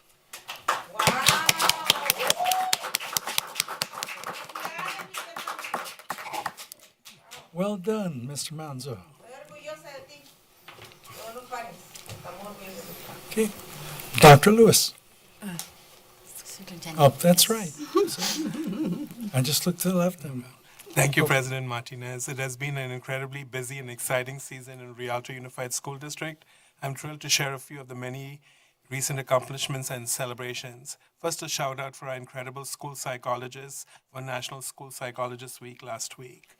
Also, congratulations to Rialto High School student Isabella Cruz on being honored tonight. Isabella, we are so proud of you, of your history, your strive for excellence, and earning your Eagle Scout honors. Thank you for Henry Elementary School Hawks and Miss Sulima Gandhi's fourth grade class for sharing your talents tonight. They were outstanding. Watching the Henry Media team in action was a highlight. We appreciate you students, Miss Gandhi and Dr. Natasha Jones, for showcasing your school's immense talent. Thank you also to our middle school DSAC students who are always reminded that communication is so important and how you speak and how you talk, and that's a life skill that is needed. And I'm so glad that our kids get that opportunity each week to either high school or middle schools get that opportunity. I would also like to commend the 284 outstanding RUSD seniors who were recognized with the California State Seal of Biliteracy on October 28th. Thank you, Agent Dr. Marina Madrid, who oversees and does an outstanding job with our district's multilingual programs. Our very own student board member, Ivan Manzo, was the keynote speaker at that ceremony and received the Seal of Biliteracy too. So since 2012, the Seal of Biliteracy has honored students fluent in languages beyond English, opening doors to opportunities in our global society. I encourage our students to keep this up. Perhaps this will lead to a diplomatic career in the United Nations or as an ambassador to a Latin American country in the future. I also want to recognize the historic achievement of Rialto High School girls volleyball team. Last week, they made the history by capturing their first ever CIF Southern Section Championship in an incredible home court sweep over St. Pius Matthias Academy. I guess all the novenas didn't work. Rialto High won that. Congratulations to Coach Carla Stitniski, President, Principal Dr. Carolyn Sweeney, Athletic Director Mr. Troy Holland, and the entire team for this monumental win. We are proud of you. At our 17th Annual Family Summit, held October 26th at Wilma Amina Carter High School, we celebrated Roots and Dreams. This year's theme brought thousands of RUSD families together to enjoy a parade of schools, multicultural activities, and a college and career fair. It was really nice since former Assemblywoman, former board member, and the namesake of Carter High School, Mrs. Wilma Carter, was present at the event. Special thanks to keynote speaker Mr. Jim Rodriguez, Eisenhower High alum, and KCAL CBS assignment desk editor and reporter for sharing his inspiring journey from Rialto USD to a successful career in media. Many of our schools did an outstanding job in bringing their families to participate at the summit. Your dedication to our students' education is commendable. We rely on a strong partnership with our families as we strive for high student achievement. But I also want to give a shout out to our student winners who had the strongest attendance at the event, starting with Simpson Elementary, which led the schools with 172 sign-ins for the event. In the middle school category, Rialto Middle School led the way, and Carter High School claimed the top spot in the high school category. We'll be visiting the schools to give them their checks, the ones who had the highest attendance. These schools earned cash awards that can be used directly at their school sites. Thank you for our dedicated family and community engagement team led by Mr. Joseph Williams, Wendy Gavini, and Aisha de Casas, and our incredible sponsors, including Amazon and Kaiser Permanente, for making this event a memorial celebration of community pride. Also, a big thank you to our nutrition services who served a nutritious meal to all who attended this event. On November 1st, we gathered for our annual Dias de la Muertos celebration at the Cesar Chavez Dolores Huerta Center for Education. It was a beautiful event filled with vibrant ofrendas, cultural displays, and heartfelt performances that honor our community's heritage. And today also I heard about Cope Middle School honoring their math teacher who passed away in the summer.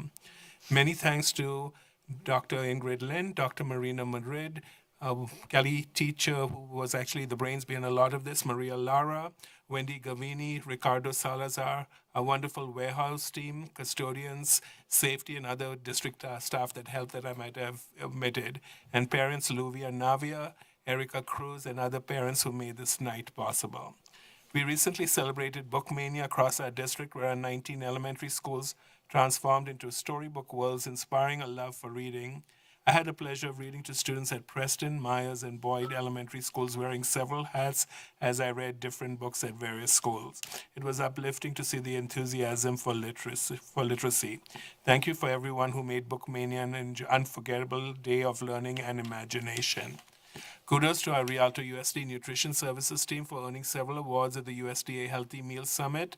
Those honors innovation in cultural diversity of school meals, innovation in nutrition, education, innovative school lunch makeover, and innovation in the preparation of school meals. Thank you to Ms. Fawcett, Raman Davies, and her team who help students fuel their academic success. Finally, as we enter the holiday season, I want to wish all our students, families, and staff a joyful Thanksgiving and a restful fall break, which starts Monday, November 25th. School sites will be closed from November 25th through November 29th, so please enjoy quality time with your loved ones. Finally, I want to wish President Mr. Martinez a very happy birthday early. Have a wonderful celebration next week on November 18th. Thank you. Thank you.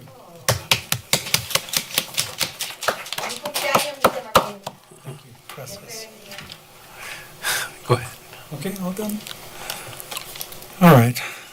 I'm getting bad on this page. I'm bouncing all over it. So thank you for holding me accountable. Appreciate that. Okay, comments from members of the Board of Education. Dr. Lewis, let's try again. Okay, well, great. Well, Board Member Manzano, Ivan, thank you for those words of encouragement. And under your leadership, we're going to step it up. I really want to get the understanding from the student body about safety issues. What can we do about the attendance in the bathroom, about, what you feel that are urgent. We listen to all the great things with DSAC and things, but get the pulse of what can we do better on the student perspective. Your voice is powerful, and so under your leadership, I know you would speak to your students and give us that feedback, which we really want. Actually today, December the 13th, is World Kindness Day. Actually today. November 13th. November the 13th. And so with that vein is, our focus is on students. Students is the center. As I consulted with the Morongo Tanaf Nation, they said the child is the center of the circle. In education, the student is the center. The teachers surround the students. The family support the students and the teacher, and the circle builds and builds and builds. And so we have to have that interprofessional collaboration, understanding, but we need to be in a positive, nurturing environment to speak truth. You should not have to feel that you're going to be reprimanded if you speak truth, because you need to hear the truth, hear the solution, working, interlocking with each other to get a positive solution. And that's what we need. We need to create that network so we can move forward. I just want to thank the community of Area 2, the voters, for the Children's Champion, because, I truly believe that the children are our future. Our future is changing. Education will change. But we will thrive if we teach our children to lead the way, give them dignity, but give them true education in the fundamentals, the foundation, to be creative thinkers and learning. It was so important to see our arts that are formerly taking places and returning back into our system. But we have to show them the way, and we have to show them the way in integrity, kindness, dignity, and healthy debate, and healthy discussion, and healthy disagreement, and healthy resolution. And I know we can do this because we have a lot of employees that has been working here, and their family members work here.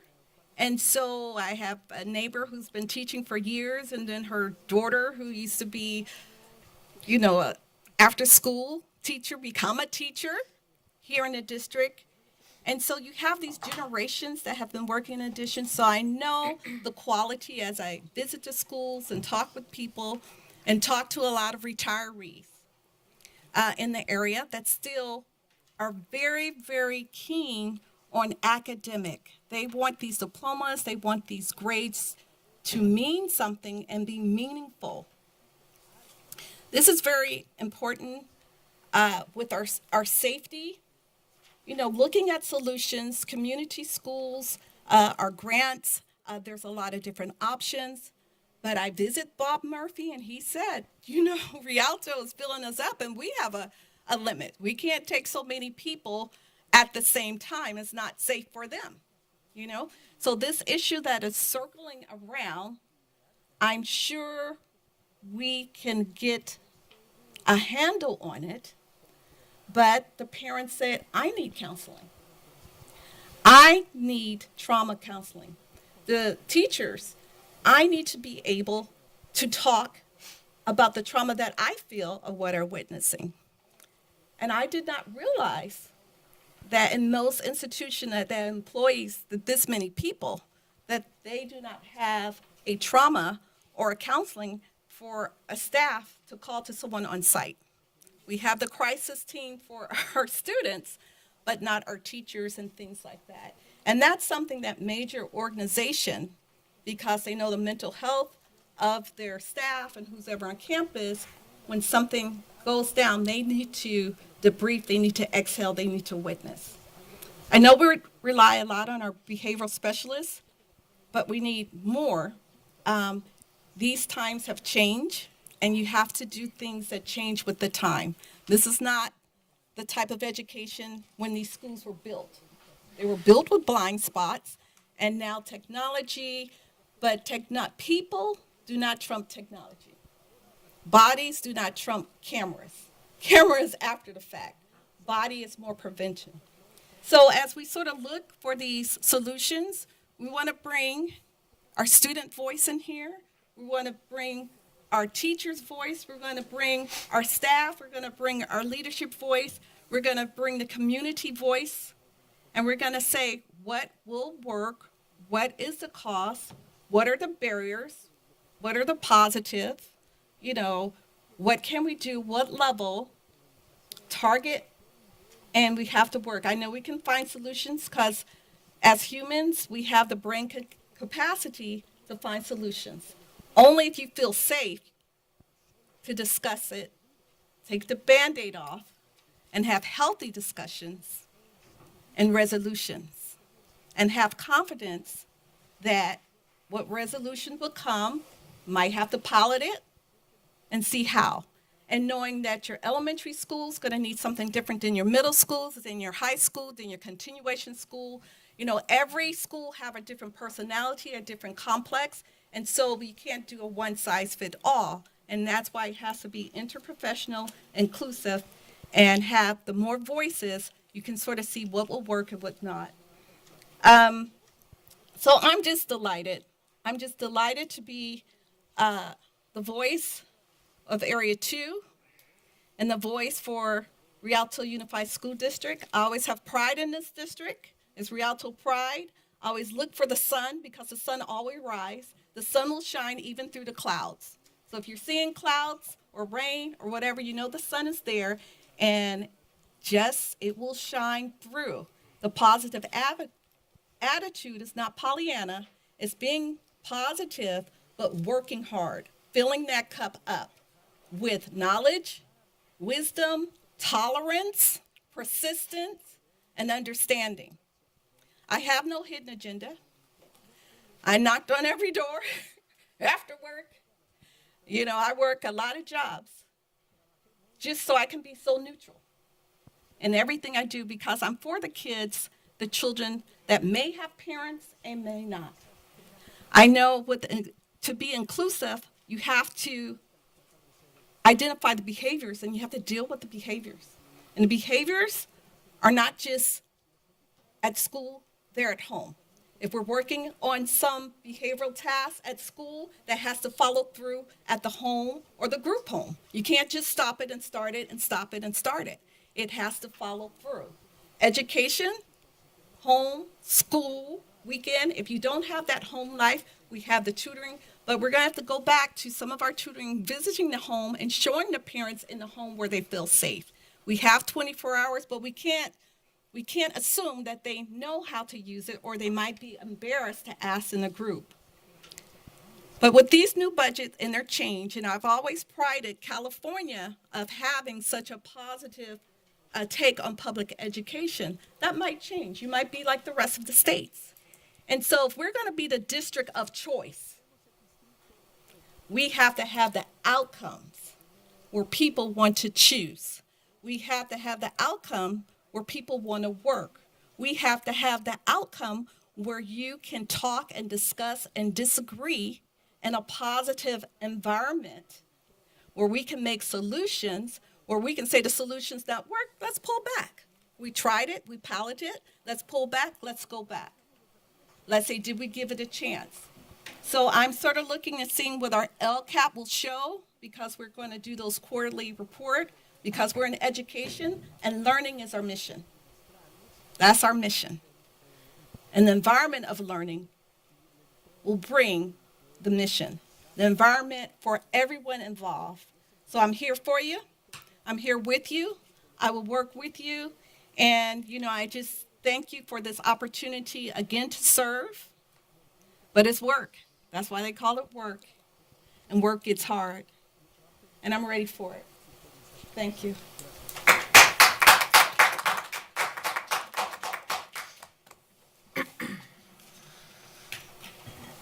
Thank you, Dr. Lewis. Next, we go to Board Clerk, Ms. Evelyn Dominguez.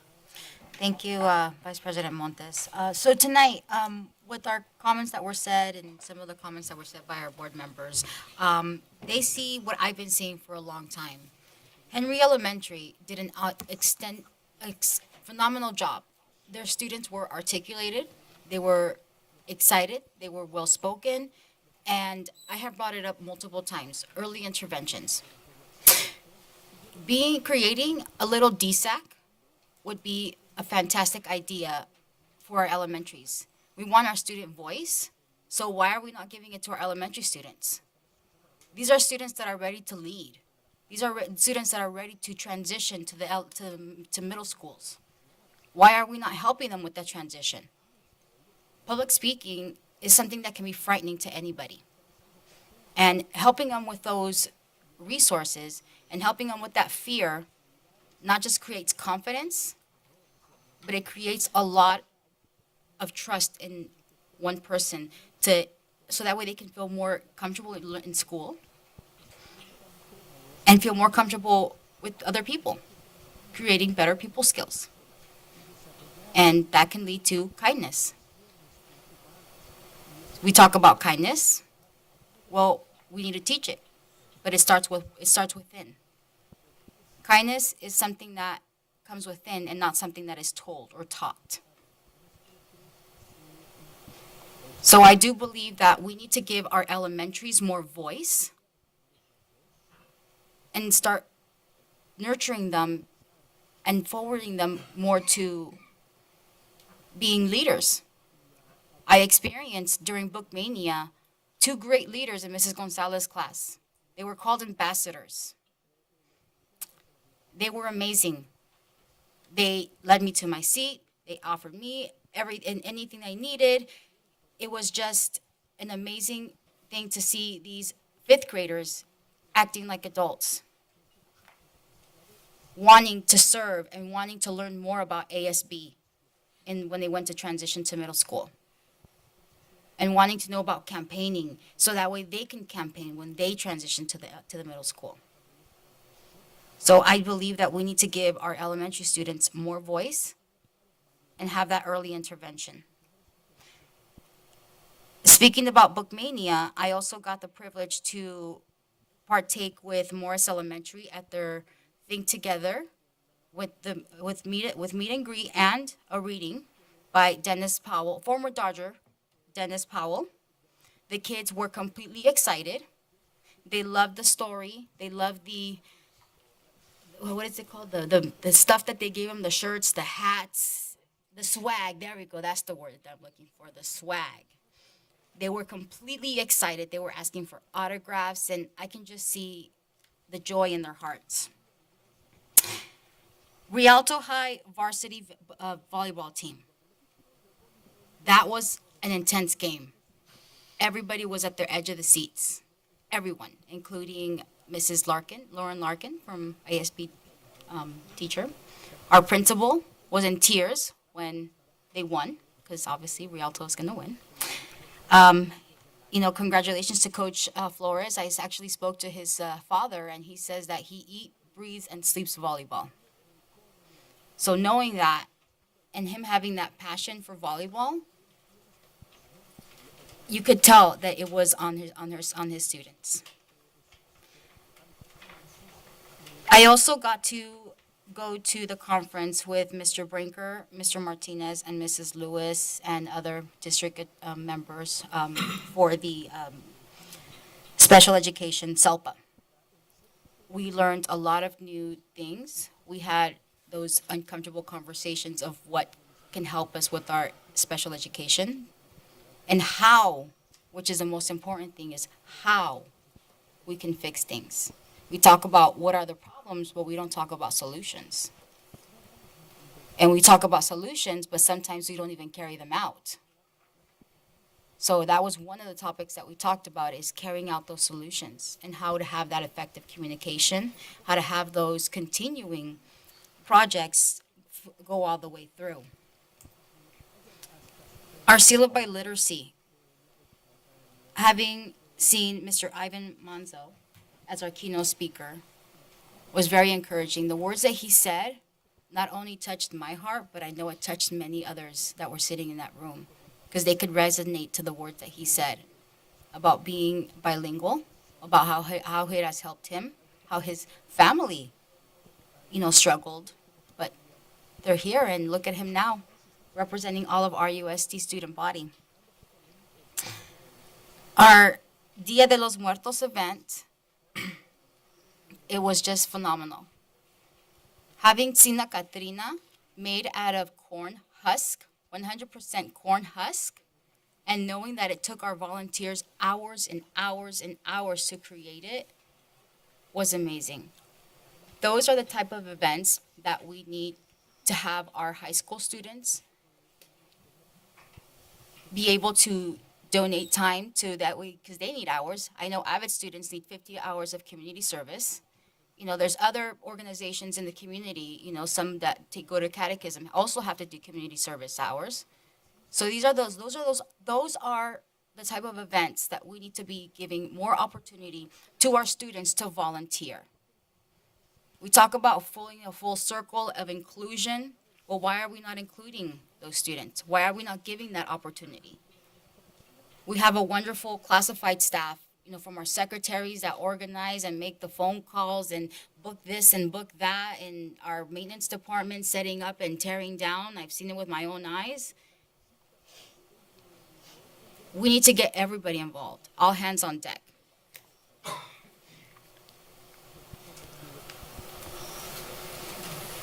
The workshop that they provided at Kelly, I actually got to see it, and it was great.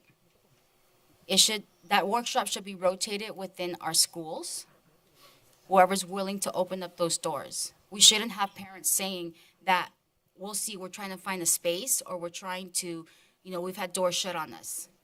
We should be able to, parents should be able to feel welcome here.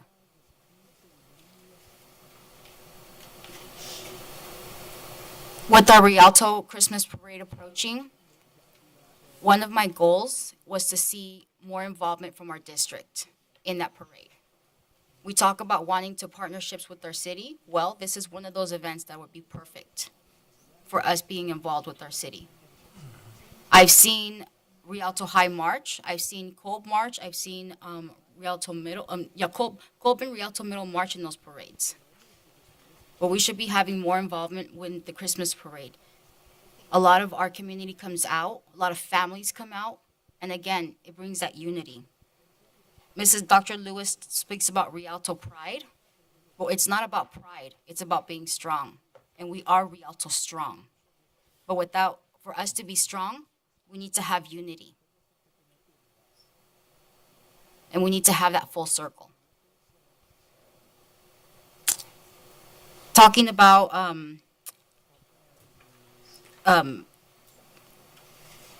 scholarships. Toastmasters will be hosting their annual speech contest in April. We will have more information about our speech contest for our seniors and 11th graders, I believe we also do. So that way they can have an opportunity to compete. Again, it's public speaking. But if we give them the confidence to our students, they're unstoppable. And it's a chance for them to earn some scholarship money as well. So that's all I have for tonight. So thank you and have a good night.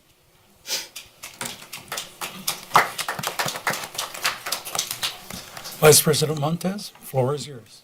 Thank you. Good evening, everybody. Buenas noches. I just want to also just ditto everything everybody said.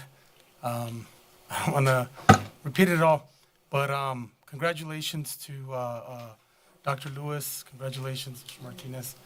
I look forward to continuing the hard work that we do here. It's not easy, but somebody's got to do it. I want to also just thank all of the staff that were involved with the all of the events, all of the work that really has costed you guys a lot of time and energy. The Parent Summit, the Dia de los Muertos, you know, and everything else going on. I know sometimes it's a lot, and maybe it's something that the district can evaluate moving forward, is if we put too many events crammed into the same month or the same time, it makes it difficult for staff to get other stuff done or to concentrate on one thing or the other. But I know that everyone's been working really hard, and regardless, things have gone really well. And like Mr. Cardasco was saying, a lot of the staff, a lot of the maintenance, a lot of the grounds crews were out there, you know, just setting up and picking up and helping out and doing a lot of the legwork for events such as the Dia de los Muertos. So I want to thank them for that again.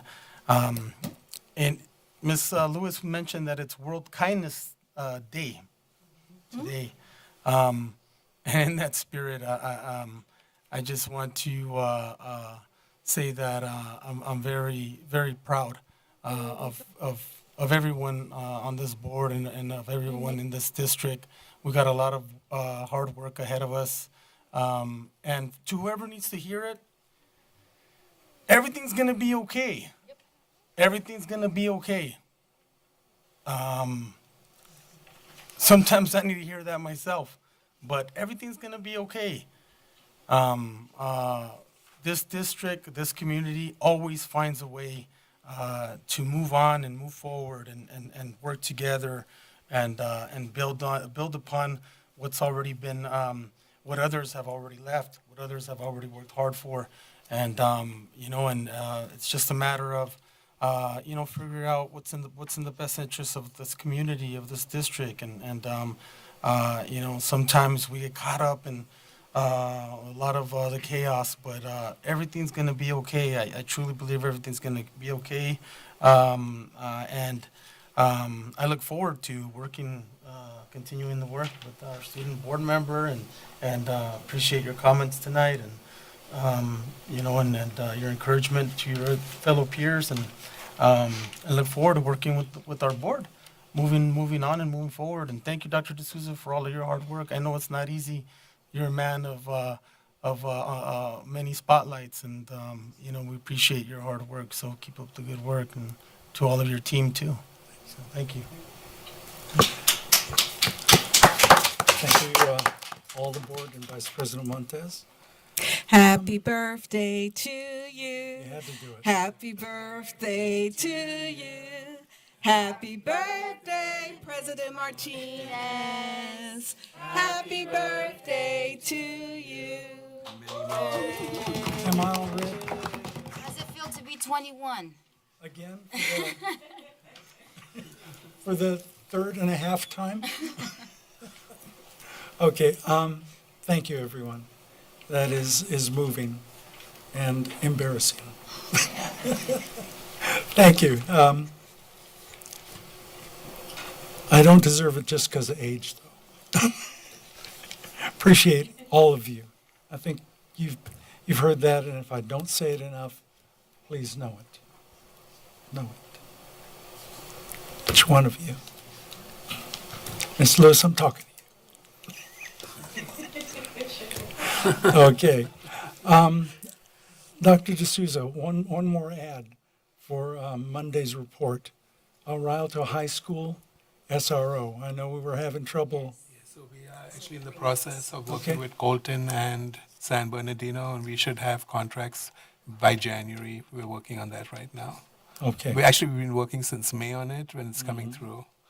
So Yes. January, we should have something to you. All right, thank you very much. It's good to hear. Okay. We're back to just 2 on Monday's report. I'll make sure it's there. Okay, I'm going to make it short. I always say that, don't I?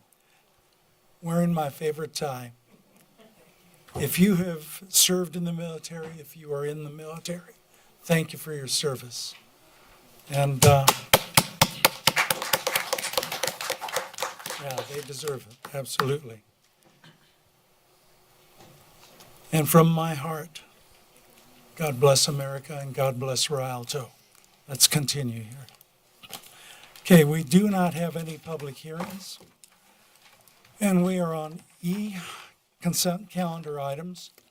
All items on the consent calendar will be acted upon in one motion unless pulled by Board of Education members or the superintendent for individual action. Motion and second, please. I have some polls. Yes.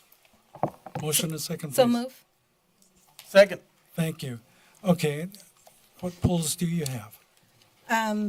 E 1.2, E 1.4, and E 1.7. These are board policy that we need to take a deeper dive into, and so we can review them in sort of our closed session and have discussion on these policies. I tried that for years, and I got no satisfaction because basically they come out of CSEA. Right, I'm sorry, California School Boards Association. right. So, But we don't have well, I haven't seen the Rialto policy that gives a particular for Okay. these to match with it. all right, let's ask for that now if you have something specific. Well, I don't, I Just these haven't, three? yeah, we haven't seen the policy that the district made. Okay, For- Dr. D'Souza, could you get these 3 out to the board, please? Repeat the numbers, E 1.2. Yeah, this is the Yeah, the board district. policy, but the district Yeah, I'll policy, get you. the outline. So which are the 3? E 1.2, E 1.4, and E 1.7. Okay, we'll get you both. As I know they had some updates, so I don't know if we caught up with the updates for this. That's the whole point, yeah. Right, so, Hopefully. Okay, any other polls? All righty. I'm so glad you're hanging in there, because we'll get to vote. Okay, I do Martha have wants to say something. E 2.8, Martha wants to say something, President. Please go. We got it. okay, E 3.4, and E 3.6. I'd like those pulled. Actually, E 3.6, forget that. It is for one student, in case some people wanted to know. It's on We your can board leave that update. in. And it's also a settlement agreement. Yes. It's on the board understand. update that we sent you to. but a parent did have a question, so that's Yes. good that you restated. Yes. That was one of the 45,000 for one student. I have no problem with the dollar amount. I have the problem with Sacramento not funding their mandates. Simple, simple. They give themselves raises, and I'm ticked off. So anyway, let's continue. No other polls. We are voting on everything but E 1.2, E 1.4, E 1.7, and E 2.8, and E 3.4. This is the most polls we've ever had. So do you need staff, President Martinez, to address 2.8 and 3.4? Okay. Eventually. Okay. Because there's so many, why don't we get these addressed and we'll vote for them all at once? I make a motion that we approve all items other than the ones pulled for one action, and then we'll take Okay. individual action on the rest of them. We have a motion on the table. Second. Okay, we have a second. Okay, we are voting to approve everything except E 1.2, E 1.4, E 1.7, E 3.4, E 2.4. Okay. 2.8. 2.8. 2.8, okay. Did I goof? Yeah, you said 2.8, yeah. 2.8. Yep. All righty, thank you. Thank you for catching that. Okay, everything else, board members, let's see, this isn't roll call, I don't believe.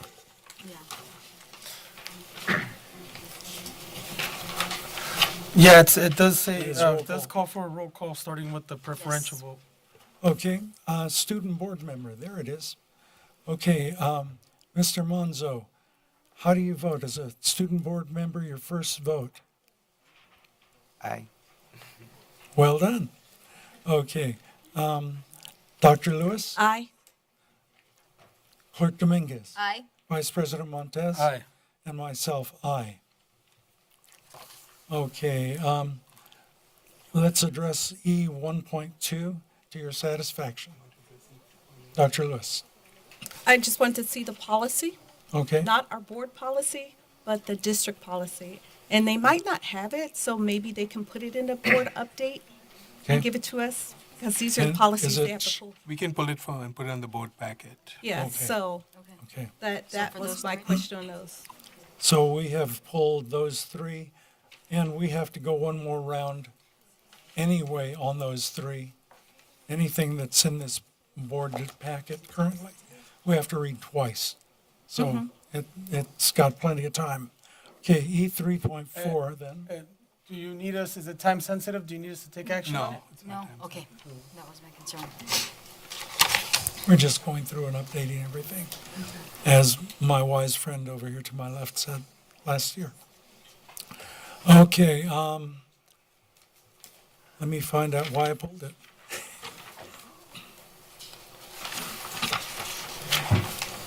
And 2.8. Yeah. Top of page 9. Okay, it's actually E 2.8, top of page 9. Approved for student board member and parent chaperone to attend an overnight trip to the California School Board Association Annual Education Conference. Okay, do I have a motion and second? So moved? Do I have- Second. Okay. And this is to approve registration, lodging, transportation, and meal expenses for student board member Ivan Monzo and his parent, who will serve as his chaperone, to attend the California School Boards Association, CSBA, Annual Education Conference.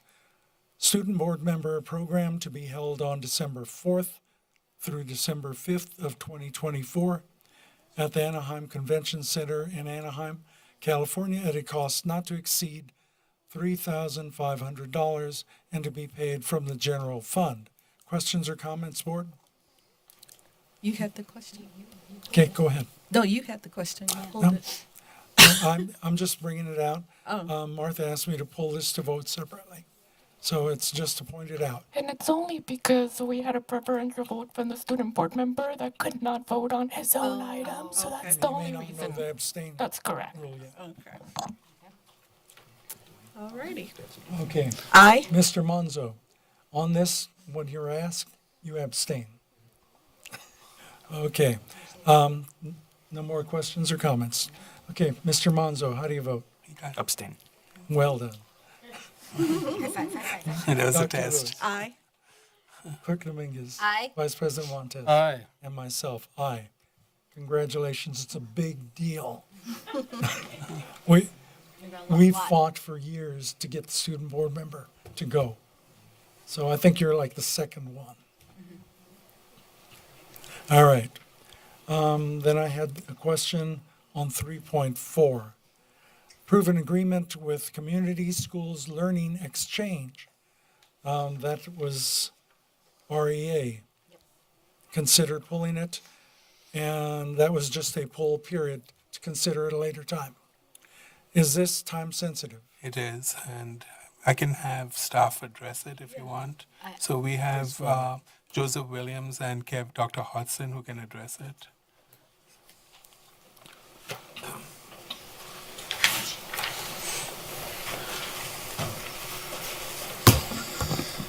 Good evening, Board President Martinez, Board of Education, Acting Superintendent Dr. D'Souza, the Innovation Team, and the viewing audience.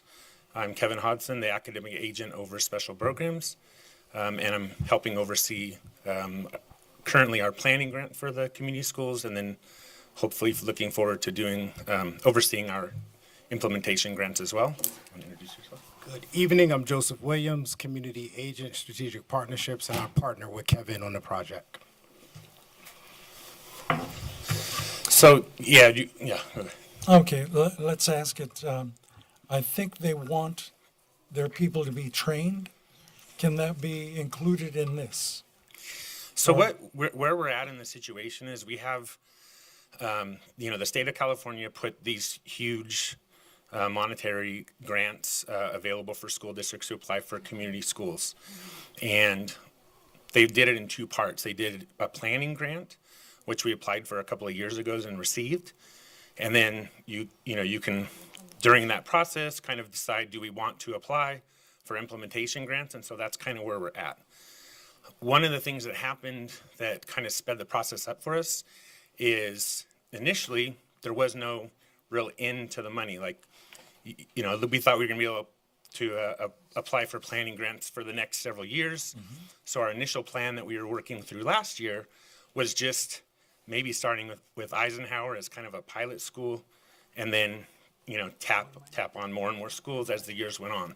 What happened is, with the budget deficit approaching, they aren't guaranteeing the grants after this year. And when I say it, not guaranteeing, guaranteeing that you're going to be able to apply for them. So if you apply for a grant, you get them for 5 years.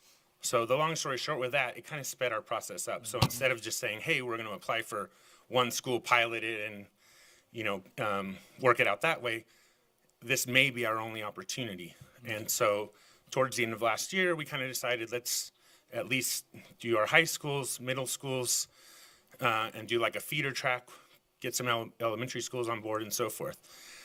Fast forward to this, we have $200,000 as part of our planning grant that has to be spent, by the end of this year. So that's where the funding is coming from. It's coming from the actual planning grant. And really the idea, by working with a professional group, they've worked with districts up and down the state and have been very successful with their, helping with grant writing and so forth. And so that's what we kind of chose to go that direction, rather than what a few districts I do know of, they hired like a community schools coordinator even before they had community schools. And so with that money, so that's kind of where we're at. So we're hoping to work with this group who's, like I said, been very, very successful with districts up and down the state to help us in this grant writing process. And the reason that Dr. D'Souza said it's kind of timely is the applications just came out and they're due in February. So we have a few months to do it only. Understand. For those who don't understand, and please correct me if I'm wrong, the state of California has overspent for years. They planned incorrectly, and now I don't remember the dollar amount, in the hole at the state level. So once that money's gone, so I understand the timeline. Yeah, and then the idea behind it over those next 5 years is, you're building a system that kind of can continue even if the money's not there, So you have the money for the time being, with the idea that you're building, it's part mindset, it's part systems, and so forth. Okay, we do have a question, but I want to, if at all possible, get our people, meaning our teachers, involved. Yes. And then I'm sure we're okay with it. Yeah, no, absolutely. The way it will work out is we'll have, and we already do have like a district team then each site that's going to apply will have to have a team, and that obviously will include, teachers, community members, parents. We went with some of our union partners today to view some community schools in Anaheim. So we're trying to get as many people involved as we can. It just, the process just sped up tremendously once we went away from just doing with one school to now trying to get, maybe 15 schools. And we're talking, the potential for $22 million over 5 years. So it's big, big money. Okay, Clerk Dominguez, you had a question? Yes. So, with it being said that, this could be our only opportunity, if we train our own staff, wouldn't that be better to keep them on board so that way the work can continue even though the money's not really there? Because if we're implementing that. Now, will this vendor that we're trying to hire, that was my first question. The second question is, will this vendor that we're trying to hire, will they give some professional development to our teachers so that way they can continue the work after the 5 years? Yeah, so the way that we're using them at this point is just for that. So it's kind of two parts. One part is giving professional development to the different teams at the schools that are applying, and the district level team, even coming into our our innovation team. So giving that kind of professional development. And then part of the process, there's all kinds of different directions you can go with the grant once you get the money and your school decides how you want to kind of implement it. But what we've seen in other places is there's PD built in for years going forward. So absolutely, the idea is you're going to be helping train your teachers, your classified staff, your community for years to come. Absolutely. So we did see Dr. Williams had a- Go ahead, Mr. Let me Williams. just say one thing. So we've applied, the district has applied for this grant before and we were unsuccessful. When we went to DC, they were referred to us through the Federal Department of Ed. We want to rely on their expertise of knowing what grants have been funded in the past. This is a competitive process. San Bernardino Unified School District received $9 million, and this is a $2 billion allocation that's been untouched at the state level, and we just don't want to leave the dollars on the table. And they'll help us with building the writing process to make sure that we have a quality product that goes into the competition. They'll help us with organizing our team to make sure that our teams are understanding what they're saying they're doing, because you don't want to get the money and then not be able to be accountable for what you said you were going to do. So they'll help us with organizing those kind of things. And we'll be sure to include the voices, because we need to do a needs assessment and then also asset mapping as a part of this process. The grant application just came out. And so we're reviewing it, and we need a professional organization to help guide the development of the product that's going to go forward. Once we get the grant, then all of the other questions that you're asking, we'll be able to address how it'll be implemented. Yeah. Okay, Dr. Lewis. Yes, thanks for bringing that out, because 3 or 4 years ago, my alumni, Mark Washington, who's a deputy of education, so when I met with him saying, what can we do for our district? He said, you haven't applied for these grants. Most of the district who receive these are getting the funding over and over. The suggestion was the following year, when he was approached again, he said the best solution is to go with the district that has been funded. And so you can sort of have that earmark. This is the planning team, because they want to see more districts. We meet the criteria of funding. So I'm just excited that we're able to go for it and include so many schools at the same time. So either you can subcontract or go with the organization that they use, the organization that has been funded and been successful for this amount of money, because we're not sure how that federal money is going to go. It's from the federal to the state.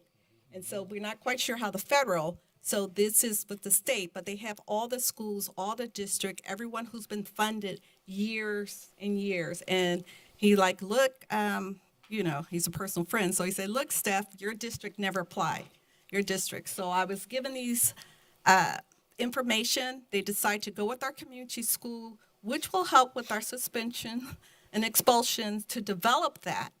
But once the planning team and get successful, then I think this is where you be part of the district team. Okay, so the district team that you're setting up can be shadowing right now and be forming who you want on the team, what are the questions you have, what teachers are interested in this, what security, whatever, forming that. And then when it's funded with the planning, you'll be able to start. But this is money from the federal to the state, and they know who's funded, and it's like, here, try this one, they already get funded, they have the template, and we can just sort of fill it in. So President Martinez, Dr. Chavez wants to say a few words on it. Yes, please, Doctor. Yes, I just want to remind the board, this consultant would be simply for the planning grant, right? Once we receive the money, then we would receive money for implementation, right? And that's when we bring teams in and we train our own people, like you were talking about, Ms. Dominguez, so that we can build those internal structures. So if the money ever runs dry, we have those internal capacities because we will be able to fund that capacity with this work that they're requesting now. Okay, I think you heard the board clearly, train the trainer is preferred. Get the grant. Yes, And absolutely. please our And, teachers' voices and our parents' voices as well. and thank you both, all three of you, and whomever else was involved. Thank you. Okay, Roll call. yeah, you're right. Okay, let's see. Mr. Monzo, you can vote on this one. Aye. Okay, thank you. Dr. Lewis? Aye. Clerk Dominguez? Aye. Vice President Montes? Aye. Yes. Sorry, can we get a motion? You're right. Okay, So move. Second? thank you. Okay, let's repeat. Mr. Monzo? Aye. Dr. Lewis? Aye. Clerk Dominguez? Aye. Vice President Montes? Aye. And myself, aye. Thank you for catching that. Okay, we get over to F now.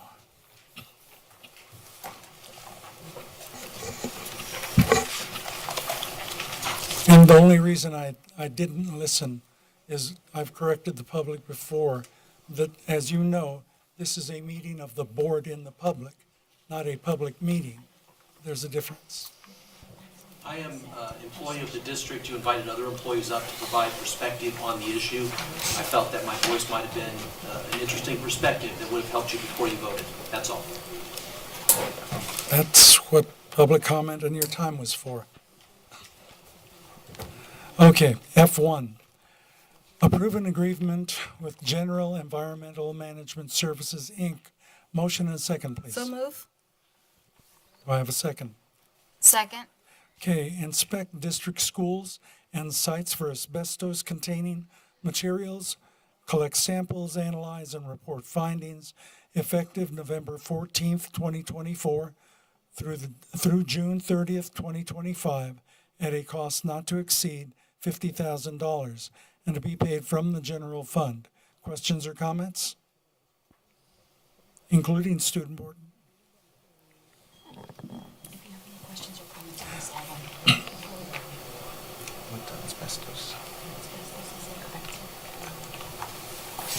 Okay. Okay, does the board have any questions or comments? All righty, it needs to be done. Thank you for finding someone. Preferential vote by a student board member. Aye.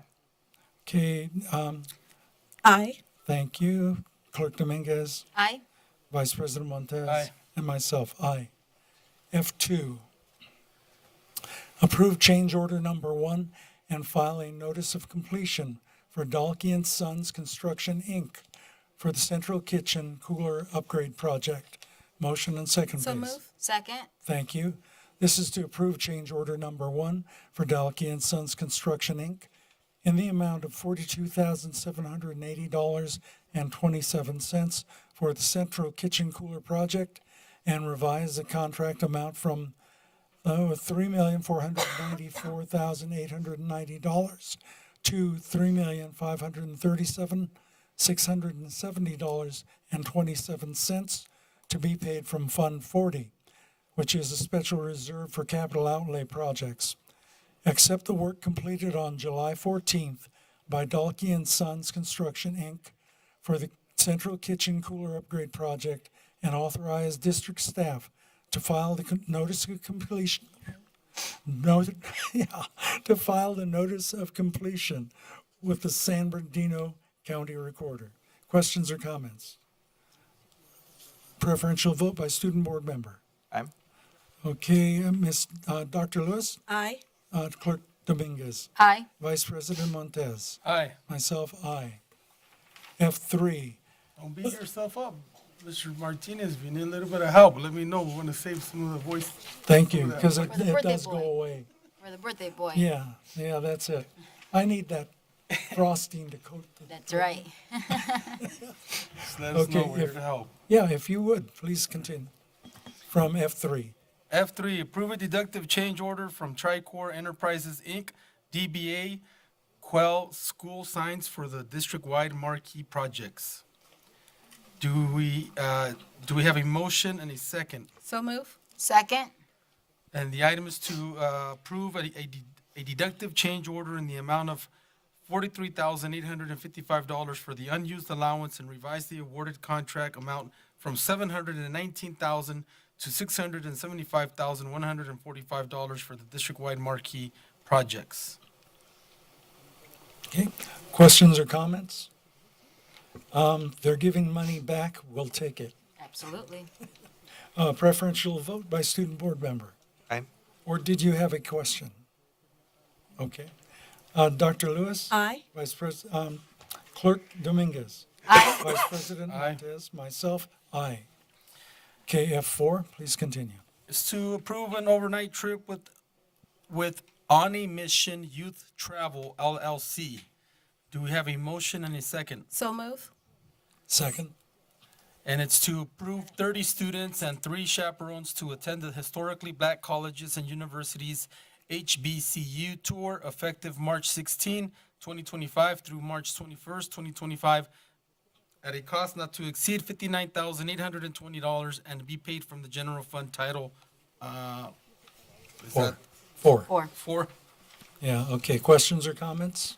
Just a quick comment. I just do want to remind our district leadership that in around August, September is when we have the Hispanic College Fair that's provided by Laverne University. So if we can also look into that, because we talk about unity, well, let's be united. So just to let you know, we did have students who were supposed to go for it, but there was the fire that time and we had to cancel the bus for Laverne at that time. The more students that go to visit these colleges, any of the colleges is good. So Correct. if we have 30 students and if there's a budget to add more, we could also look into that. Yes. Thank you. Should we approve it now, just in case to have that filler? Yeah, it's timely to, It's already set. yeah, it's set. Okay, set, okay. Moving forward, though, Yes, please. the more the go, the better. Okay, no questions or comments. Preferential vote, student board member. Aye. Dr. Lewis? Aye. Clerk Dominguez? Aye. Vice President Montez? Aye. And myself, aye. F5, Approve the revised Board of Education meeting schedule for the 2024-2025 school year. And do we have a motion and a So second? move. Second. Second. Thank you. Thank you, student board member. The revised schedule will change the board meeting of December 11, 2024 to December 18th, 2024.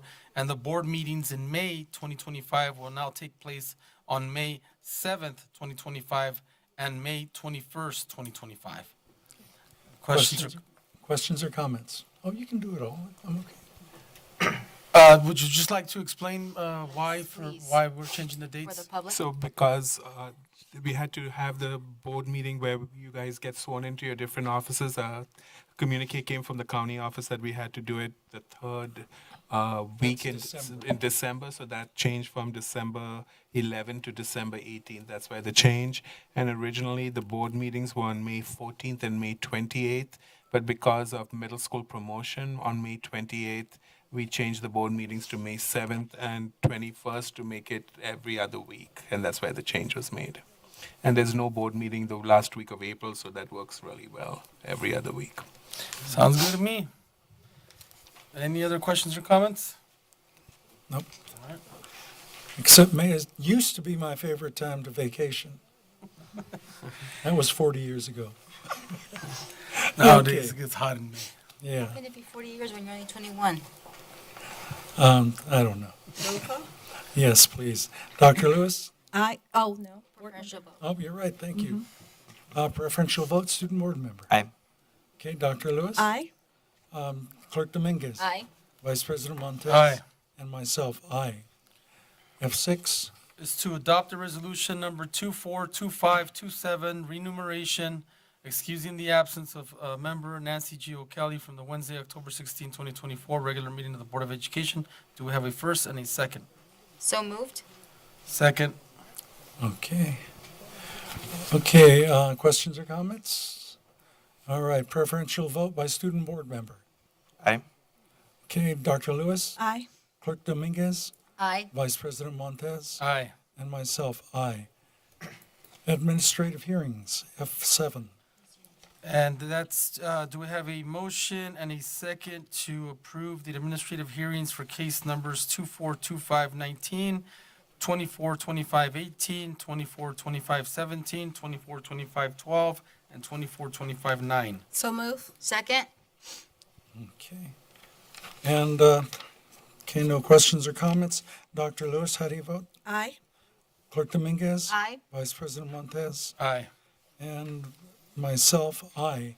I did mention in closed session that one of these I'd like to see otherwise, but, okay, F8, please. Stipulated expulsions, case numbers 242521 and 242511. Do we have a motion and a second? So move. Second. Alrighty. Okay. Ms. Lewis, how do you vote? Aye. Ms. Dominguez? Aye. Myself, aye, and President Martinez? Aye. All right. Next, we go to F9, reinstatement. Do we have a motion and a second for case number 232416? So move. Second. Okay. Dr. Lewis, how do you vote? Aye. Clerk Dominguez? Aye. Myself, aye, and President Martinez? Aye. It's good practice. It's coming, your turn's coming up.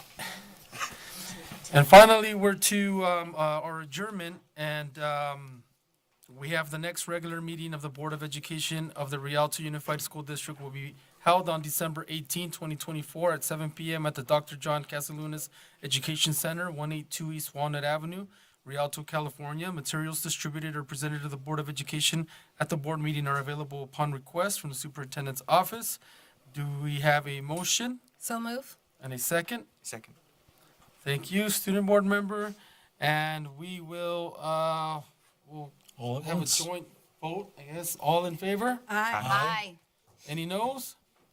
All right. Hearing none. 9:36. Crickets on that one. Thank you, Vice President Montez. Thank you, everyone.